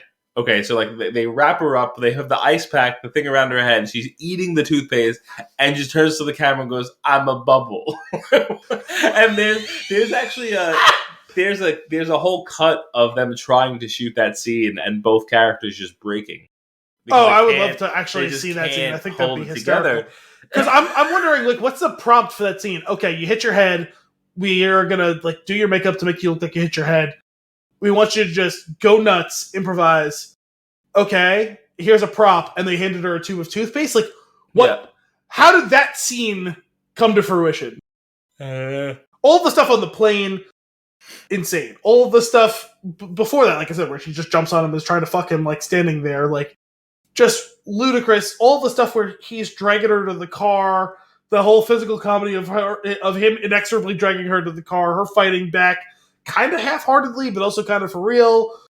I don't want to do this. It's going to be great for your career. Okay, go. Somehow she manages to put all of that behind her and like earnestly give it a chance, whether it be at the mall. She's doing character study. Like, what do the people want or whatever it is that she's like, or what do they feel? What are they thinking? At the metal concert. Mall people come and go. Mall people, they just don't know. When she goes nuclear, the whole fucking temper tantrum at the bar, all of it, it's just like, yep. How do you do all of that? Like, take yourself seriously and do all of that. Yeah, that's amazing. I'd just be curious. Like, I know, like, I watched that one blooper scene, right? But like, I'd be curious how much footage has been lost in trying to make this movie, because there's no way these weren't first takes, right? There's definitely like other lines that they threw out there and tried. Like, I would love to watch it all I would eat it up. Well, I was hearing something about that recently with it was Adam McKay was doing an interview and he was talking about making Anchorman or Step Brothers, I forget which one, and sorry, I think it was Step Brothers, and talking about, you know, there would be certain days where like Will Ferrell and like John C. Reilly would come to and say, hey, listen, like we've had a tough few days, we've got some really good stuff. Can we go a little like easy on like the improv like today or whatever? He's like, yeah, sure, we'll go easy, and then just like slowly coaxing and haranguing them into doing it by like, okay, well, yeah, maybe just try this and try that, or whatever. Like how do you do that? How do you keep up that energy in those scenes? Like, you know, show up, and because it's not all just obviously the actor. Sometimes it requires the prompt, right? Like I said, Is it just okay? You had a concussion. All right, what am I doing? Just act crazy. Okay, what does that mean? I don't know. Take this tube of toothpaste. Like even something as simple as that, just given that one little nudge, right? You can make comedic gold that way. Yeah. Yeah. Oh my god, that's so ridiculous. I feel like it was I was listening to an interview with wow, I can't think of his actual name. I can only think of his name in the show. Jason Mantzoukas. Mm-hmm. Right, and how he's like he's big on improv and like throwing out his stuff, his own lines, and pulling it together. And the interview was about a time that he was on Brooklyn Nine-Nine. And the direction that he's basically like, go in there and be you, like for this scene, like just do your ridiculous Jason Mantzoukas shtick for this scene. And he's like, the only prompt that he asks for is like, how far am I allowed to move? It's like, meanwhile he's like acting opposite somebody who like takes their craft like really seriously and like learns the lines and like tries to work out the best ways to deliver that right punch. And like he's just bouncing around the scenery, which is just like a pinball. But it's so funny. I would love to watch some of that stuff unfold. I just think it would be so entertaining. But it's just really too much. There's another scene that got me this time around that like I don't know if I like had never just like didn't pick up on it in the past. But Chris and Clark go to the Palomino's house and ask to see Jamie. And the dad's like, she's run off with Mr. Lee. And Clark goes, the guy from the dry cleaner? And Chris just goes, look the look that he shoots. But I love that whole, I love the Dusty Dingleman character. And how terrible he is. Yeah, so it's funny because when they show him during like the high school scene, I didn't even recognize him. Mm-hmm. And then he shows up. I was like, wait, that was that guy? Yeah. Oh my god! And Chris Klein, I didn't even realize he's in the movie. So different from any of the other characters I've seen him play, which admittedly isn't a very long list, but like, sure. Right? He's like kind of the quiet, soft-spoken guy in American Pie who's like the athlete, and he's doing a bad Keanu Reeves impression from like Parenthood, and he's disgusting. He's disgusting. He's horrible. He goes though. He is just a crescendo though. Like his character just goes crazy. Like it gets more and more nuts as the movie goes on. Like from being quirky, Dusty Dingleman playing the guitar, and not being able to do it, to like this player guy, to like. Well, it's great because he shows up, right, and he's still kind of that same guy, or so he seems, but he reminded me of like Owen Wilson in Meet the Parents. Yeah. Right? That's how he presents himself at the beginning, right? When he shows up and he's so caring as the EMT or whatever, or was he a firefighter, I guess? I forget. EMT, yeah. And let's go to the movies with them, and you should bring your mom and all this stuff. Carol! And it turns into him being 1,000 times worse than Stifler, right? Like, because like there's the whole thing with him and Stifler being friends or whatever, and he's like the other side of that like jock spectrum in the American Pie movies, and he's disgusting. Like he's groping a nurse at the hospital. But in that scene though, when he sits down next to the guy, like I assume is a stroke victim that is holding a juice, and he takes the juice and he has a sip of it, and Clark goes, "Oh my god, I forgot about that." Clark's like, "It's the man's juice." But it leads into that scene in the bar at the end where he's like, where Jamie's like, me and Dusty are just friends, and he's like, not for long, I hope. And she's like, yeah, wait, what? And he's like, yeah, well, like what kind? She's like, I just don't have those sort of feelings for you. And he's like, well, what kind of girl would you be? I mean, I wrote you that song. And you're like, oh my god.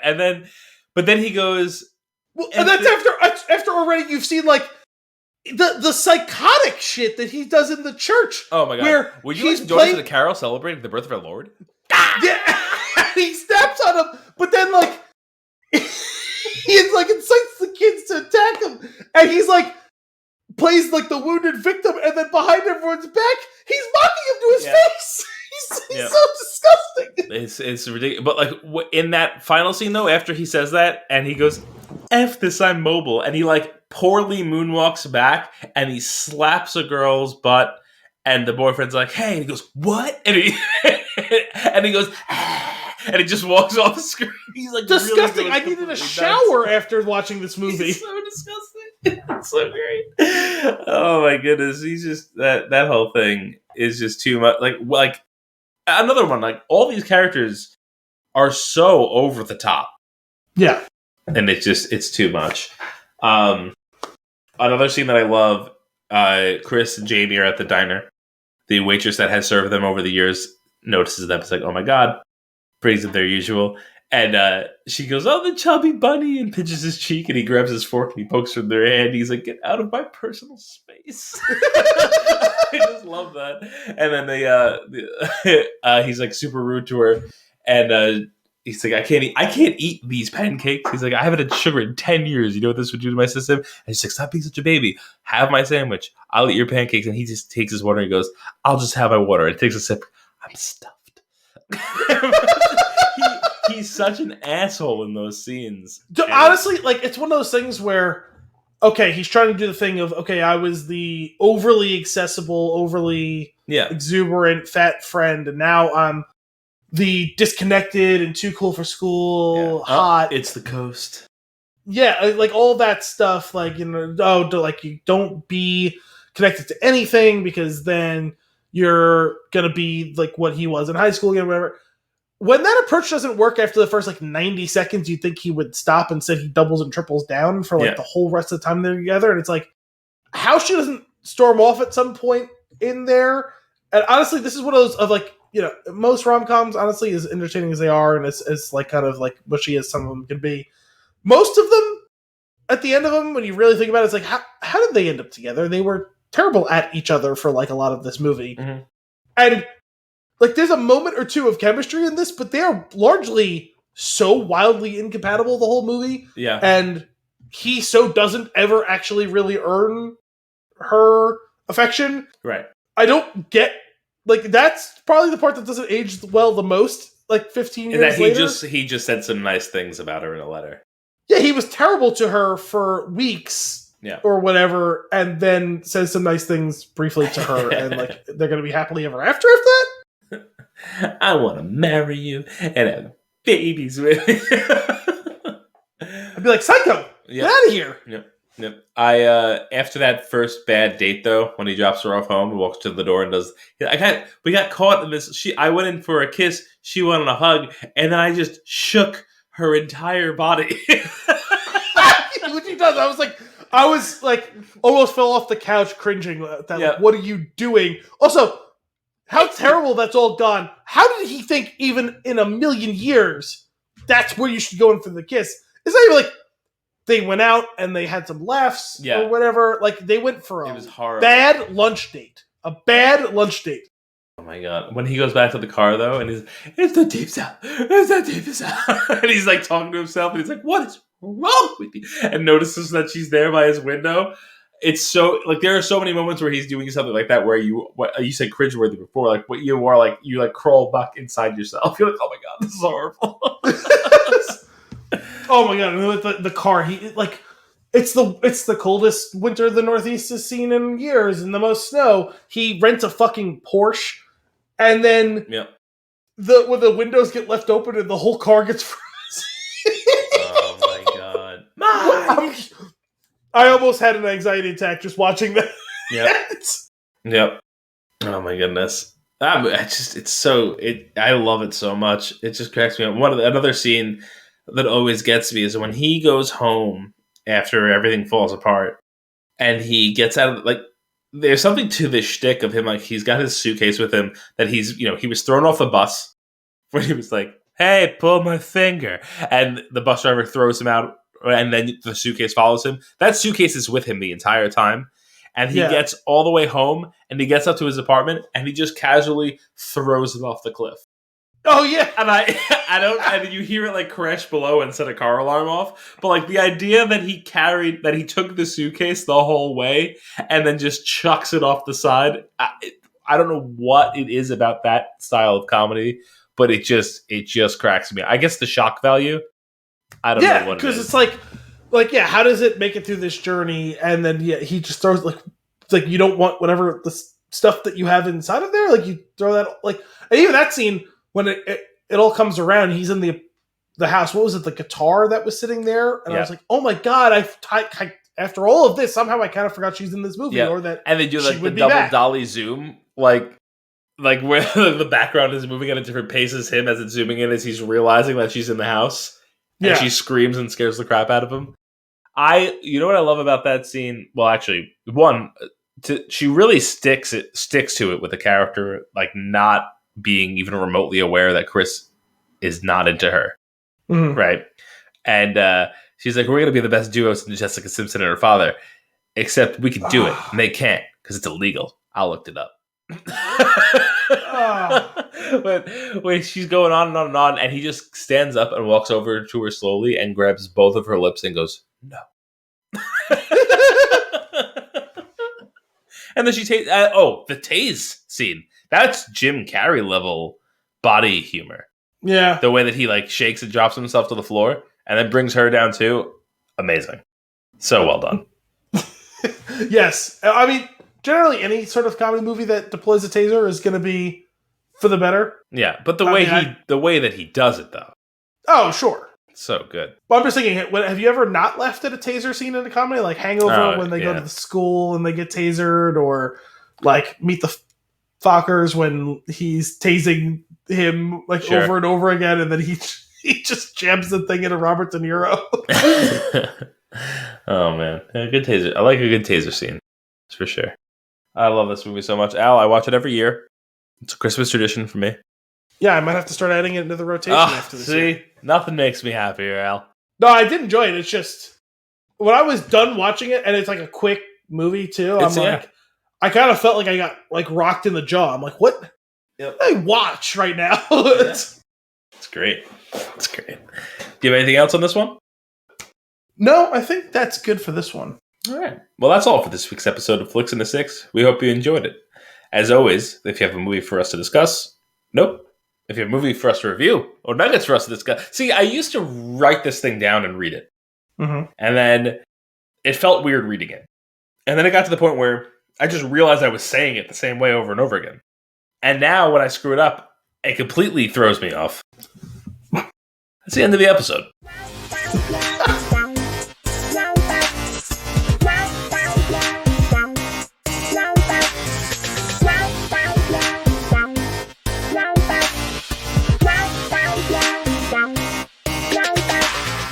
Bobus Featurefette out. The Book of Boba Fett is out. Yeah, you know how I figured that out? Because I got home from work at like just after 3, which is nice. And I was like, oh, wow, I got some time before dinner. Can maybe start reading some of my next book or whatever. And scrolling through Twitter while I'm like sitting there. And I was like, oh my God, the Book of Boba Fett came out today. I totally forgot about that. Yep. I guess I know what I'm doing now. Hell yeah. But I went upstairs. I threw on the Book of Boba Fett, and I texted you about the Book of Boba Fett. I actually have a title for this from my consuming notes, and it was, instead of calling this the Book of Boba Fett, we should call it the Bureaucracy of Boba Fett. Sure. Because that's the first episode is largely consumed with is what are the specifics that go into taking over an empire? Yeah. Like, not the fun stuff, not the conquering stuff, the politics. Yep. And I don't say that insultingly, the bureaucracy of Boba Fett, but like that's what they're doing, right? Like, Yep. it's how do we do with the tribute flowing? How do we make nice with all the people? How do we make them make nice with us? All that stuff. What are the ways to do this? Where do we get a new secretary, aka the protocol droid? All that fun stuff. Yeah, that's it. It was comical. So all the stuff you don't think about, but I really enjoyed it. Production value was strong. Lots of nods and like bringing in characters that have only played background roles in live action films before. So I think that's pretty cool. Well, speaking of that sort of thing, like I thought it was supposed to be Bosk, but I guess it was some other Trandoshan played by Robert Rodriguez, who directed this episode, and I guess is going to be the primary director throughout the course of the season, which is odd because he's not the person I really would have thought for this show. I don't know. Like, I didn't really necessarily see the Robert Rodriguez stuff in this episode. At least the stuff that I associate with him. Maybe someone else would pick out some stuff better than I would on him, because I can't exactly say I'm an expert, but I remember watching some of those movies like 15-ish years ago. So yeah, that's fair. I will say, after all this time, I was really jazzed up that they addressed how he got out of the Sarlacc pit. Yeah, and that was just really the proper amount of detail, right? In a way that like both made sense and also kind of showed us what was going on. And didn't feel too over the top, felt believable enough. Yep. I liked that. It made sense. It was kind of interesting, like how so they actually like put a nice bow on everything that was a question so far, of like how the Jawas got his gear and all that, like all wrapped up really in a tight like 3 minutes. I feel like they didn't waste too much episode runtime on it, but gave you all the details that you might have had questions about. Yeah, delivered some snapshots, gave a little bit of texture to it. There's hardly any dialogue for the first 8 minutes of the episode. I thought it was a cool way to structure it, with keep flashing back and then coming back into real time and advance both those storylines. It seems like we'll probably get that, if not for the whole season, then for a substantial part of it, right? Because I don't think we're done with that story with him and the Tusken Raider. No, definitely not. That ended up being an interesting story. I wasn't really sure where that was going early on. Yep. The resourcefulness of Boba was cool, with how he gets out of his things. The fact that he doesn't actually kill the terrible dog thing or the child. The kid makes a note of the fact that he doesn't kill him, but then still makes use of him as a slave, and the whole thing between him and the Rodian and all that stuff was. I thought that was kind of a cool way to show that story. I thought there was enough going on there, and it continued to build and build and build in momentum as the episode went along. Yeah, and it gives a nice peek into how he wants to rule with respect, as he puts it, right? He's not he wasn't going to kill this kid. He wasn't going to do that. He's just, he's don't be a dick to me. And if you are, and you don't know if you don't know any better, I'll just slap you on the wrist. Well, it's probably a little bit more than that. It's don't be a dick to me, respect me, and also pay me my money. Yeah. Because I don't think he's doing any of it out of the kindness of his heart. Sure. Although, weirdly shows, empathy, to the Gamorrean guards or whatever, the two giant, big people. That was cool. Yeah, totally random. Very surprised by that. Ass. Yeah, it was cool to see them actually in action and not, waddling around brandishing an axe. Yeah, I play this mobile game, and you could drop them on your base, and they stand next to it and then defend it when people come over to it, and they just hack away at them. It's pretty fun. Have some pretty great parkour. I'm always down for some parkour. I don't think of parkour necessarily when I think of Star Wars, but that was a cool sequence. I thought I was a little skeptical early on, just in the sense of I didn't love how they were shooting the scene with the guys with the shields at first. I was like, this is weird and clunky, and then when they finally get a little bit more dispersed and mobile, the rest of the fight scene ended up being really cool, but I was really confused by the approach of both the writing and direction as well as the actual character trying to escape. Yeah, there was something weird. I'm in the same boat as you were watching, and I'm what is going on here? Because you're supposed. I feel like you're supposed to think. You actually had said it before. You're supposed to think of him as being resourceful. I thought he was going to have some really clever way of just dispersing them. Yeah, or okay, this isn't going to work, but this might, or there could even be some type of thing where one of them's like, "Oh, blank isn't going to work." He's like, "Yeah, well, thankfully I have this other gadget too." Or Right. and he doesn't use the flamethrower probably for risk of burning himself and Fennec. Does use the rocket though, which doesn't make any sense because it almost kills all of them. Mm-hmm. That doesn't even really put the shield guys out of commission, which is confusing because some of them regroup and like leave, and then I do love that he blows that one up though. That's climbing the wall. Sure, and then immediately after that says alive. Yeah, not this one. This one was mine, but the one you get alive. I also like that she has two of them, and she's like, "I only need one," and kicks the other one off the roof. I was like, "That's a baller move." She wasn't wrong. Also, like, he is the boss, right? For whatever reason, I did like that they come back with the helmets filled with payment. And your helmet's shinier than mine. It's a great scene. Yeah, I don't know where it's going. I'm just building him up, taking over Mos Espa, I guess, is where this season will. Or at least what they're showing to be the premise of the season. I'm excited to watch more of it. I really enjoyed it. Yeah, I liked it. I mean, the little bits of it that I wasn't totally enamored of are the things that you expect to see out of a pilot, and even though it's an established character, it's being reestablished, and it's not that much of a jump from the Mandalorian, and we kind of already knew that he was going to go back to Tatooine and all that stuff. So, like, we can get through it in its time, and. Like, I thought it was paced well enough, even for there being a lot of like setup time to it. I found it interesting and like intriguing for some of the parts that were slower. Do you think the mayor's going to be some sort of big reveal? I mean, it would have to be, right? Why go through all of that for it not? Right. Like the rigmarole of like naming him but not showing him. Yeah. I mean, did they say his actual or her? Actually, was it her? I think it was her. Actually, it might have been. But either way, did they say the character's name? I don't think so. Okay, I couldn't remember if the Major Domo said the name or not. Obviously, though, whether it be a big deal of like whether it be a character we know or a big reveal of an actor or actress that we know, it does feel like they're building up to something. Yeah. Also, did you recognize the Major Domo? No.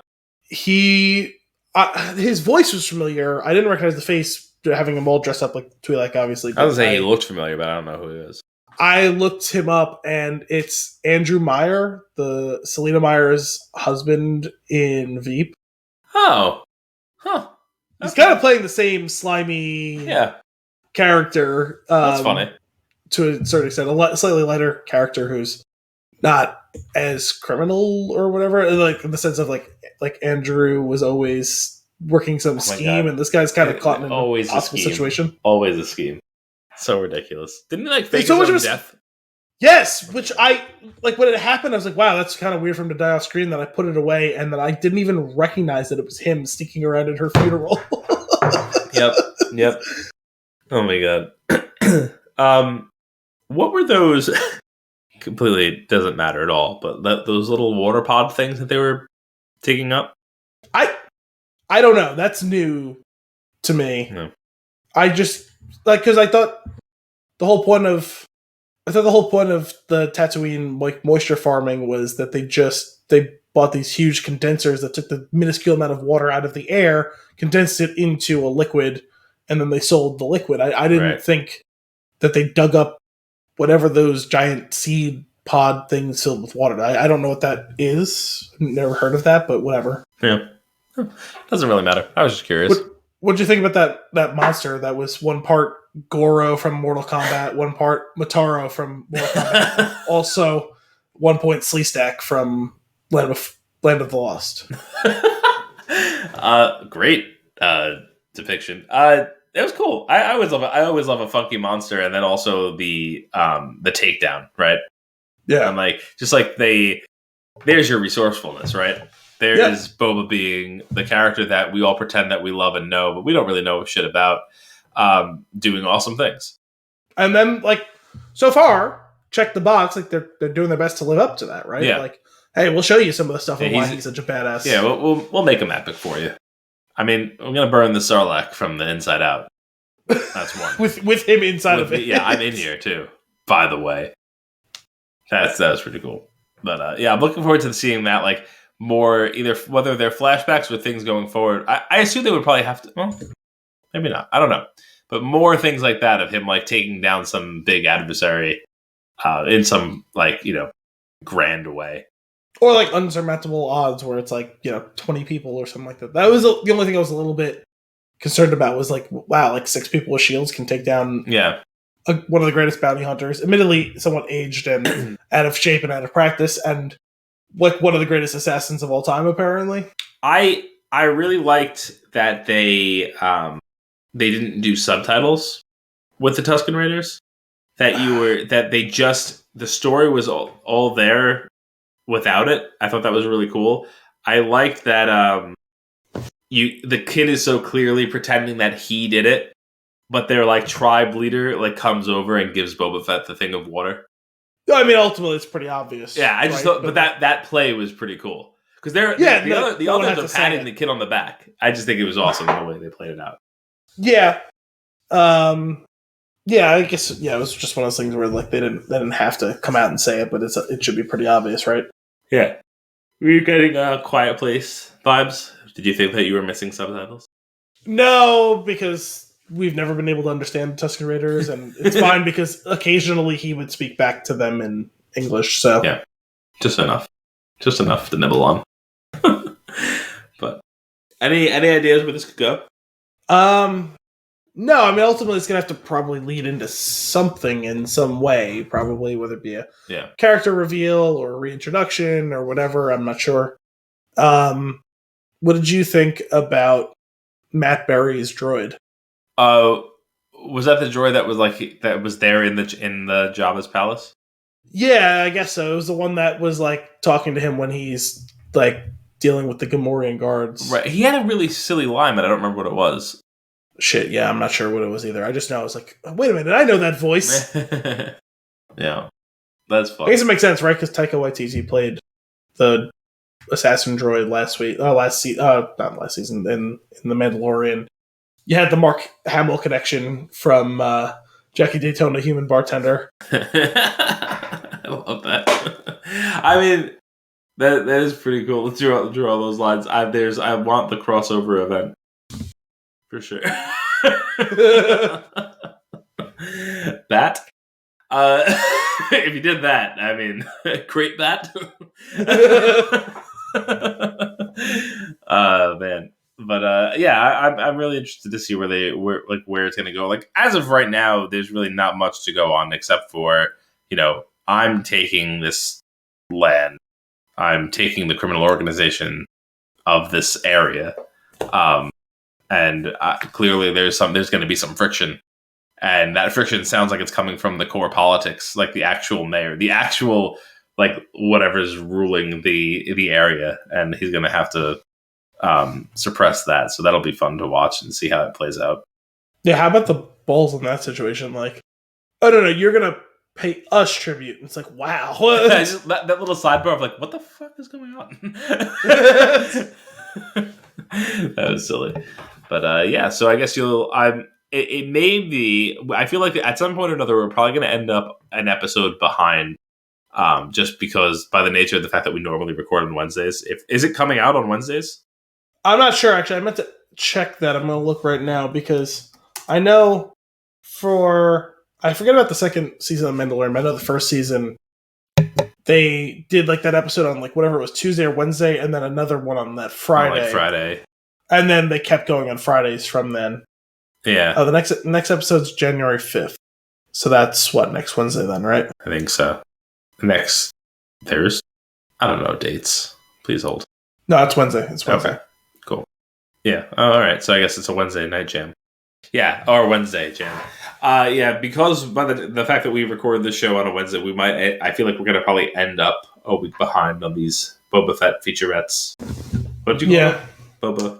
The Bobus Featurefette. Bobus Featurefette. But we'll do our best. We'll do our best. Al, do you have anything else to add before we close out? No, I'm all good.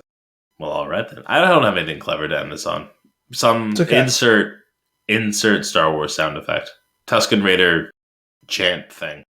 That was pretty good. That wasn't bad. I like it.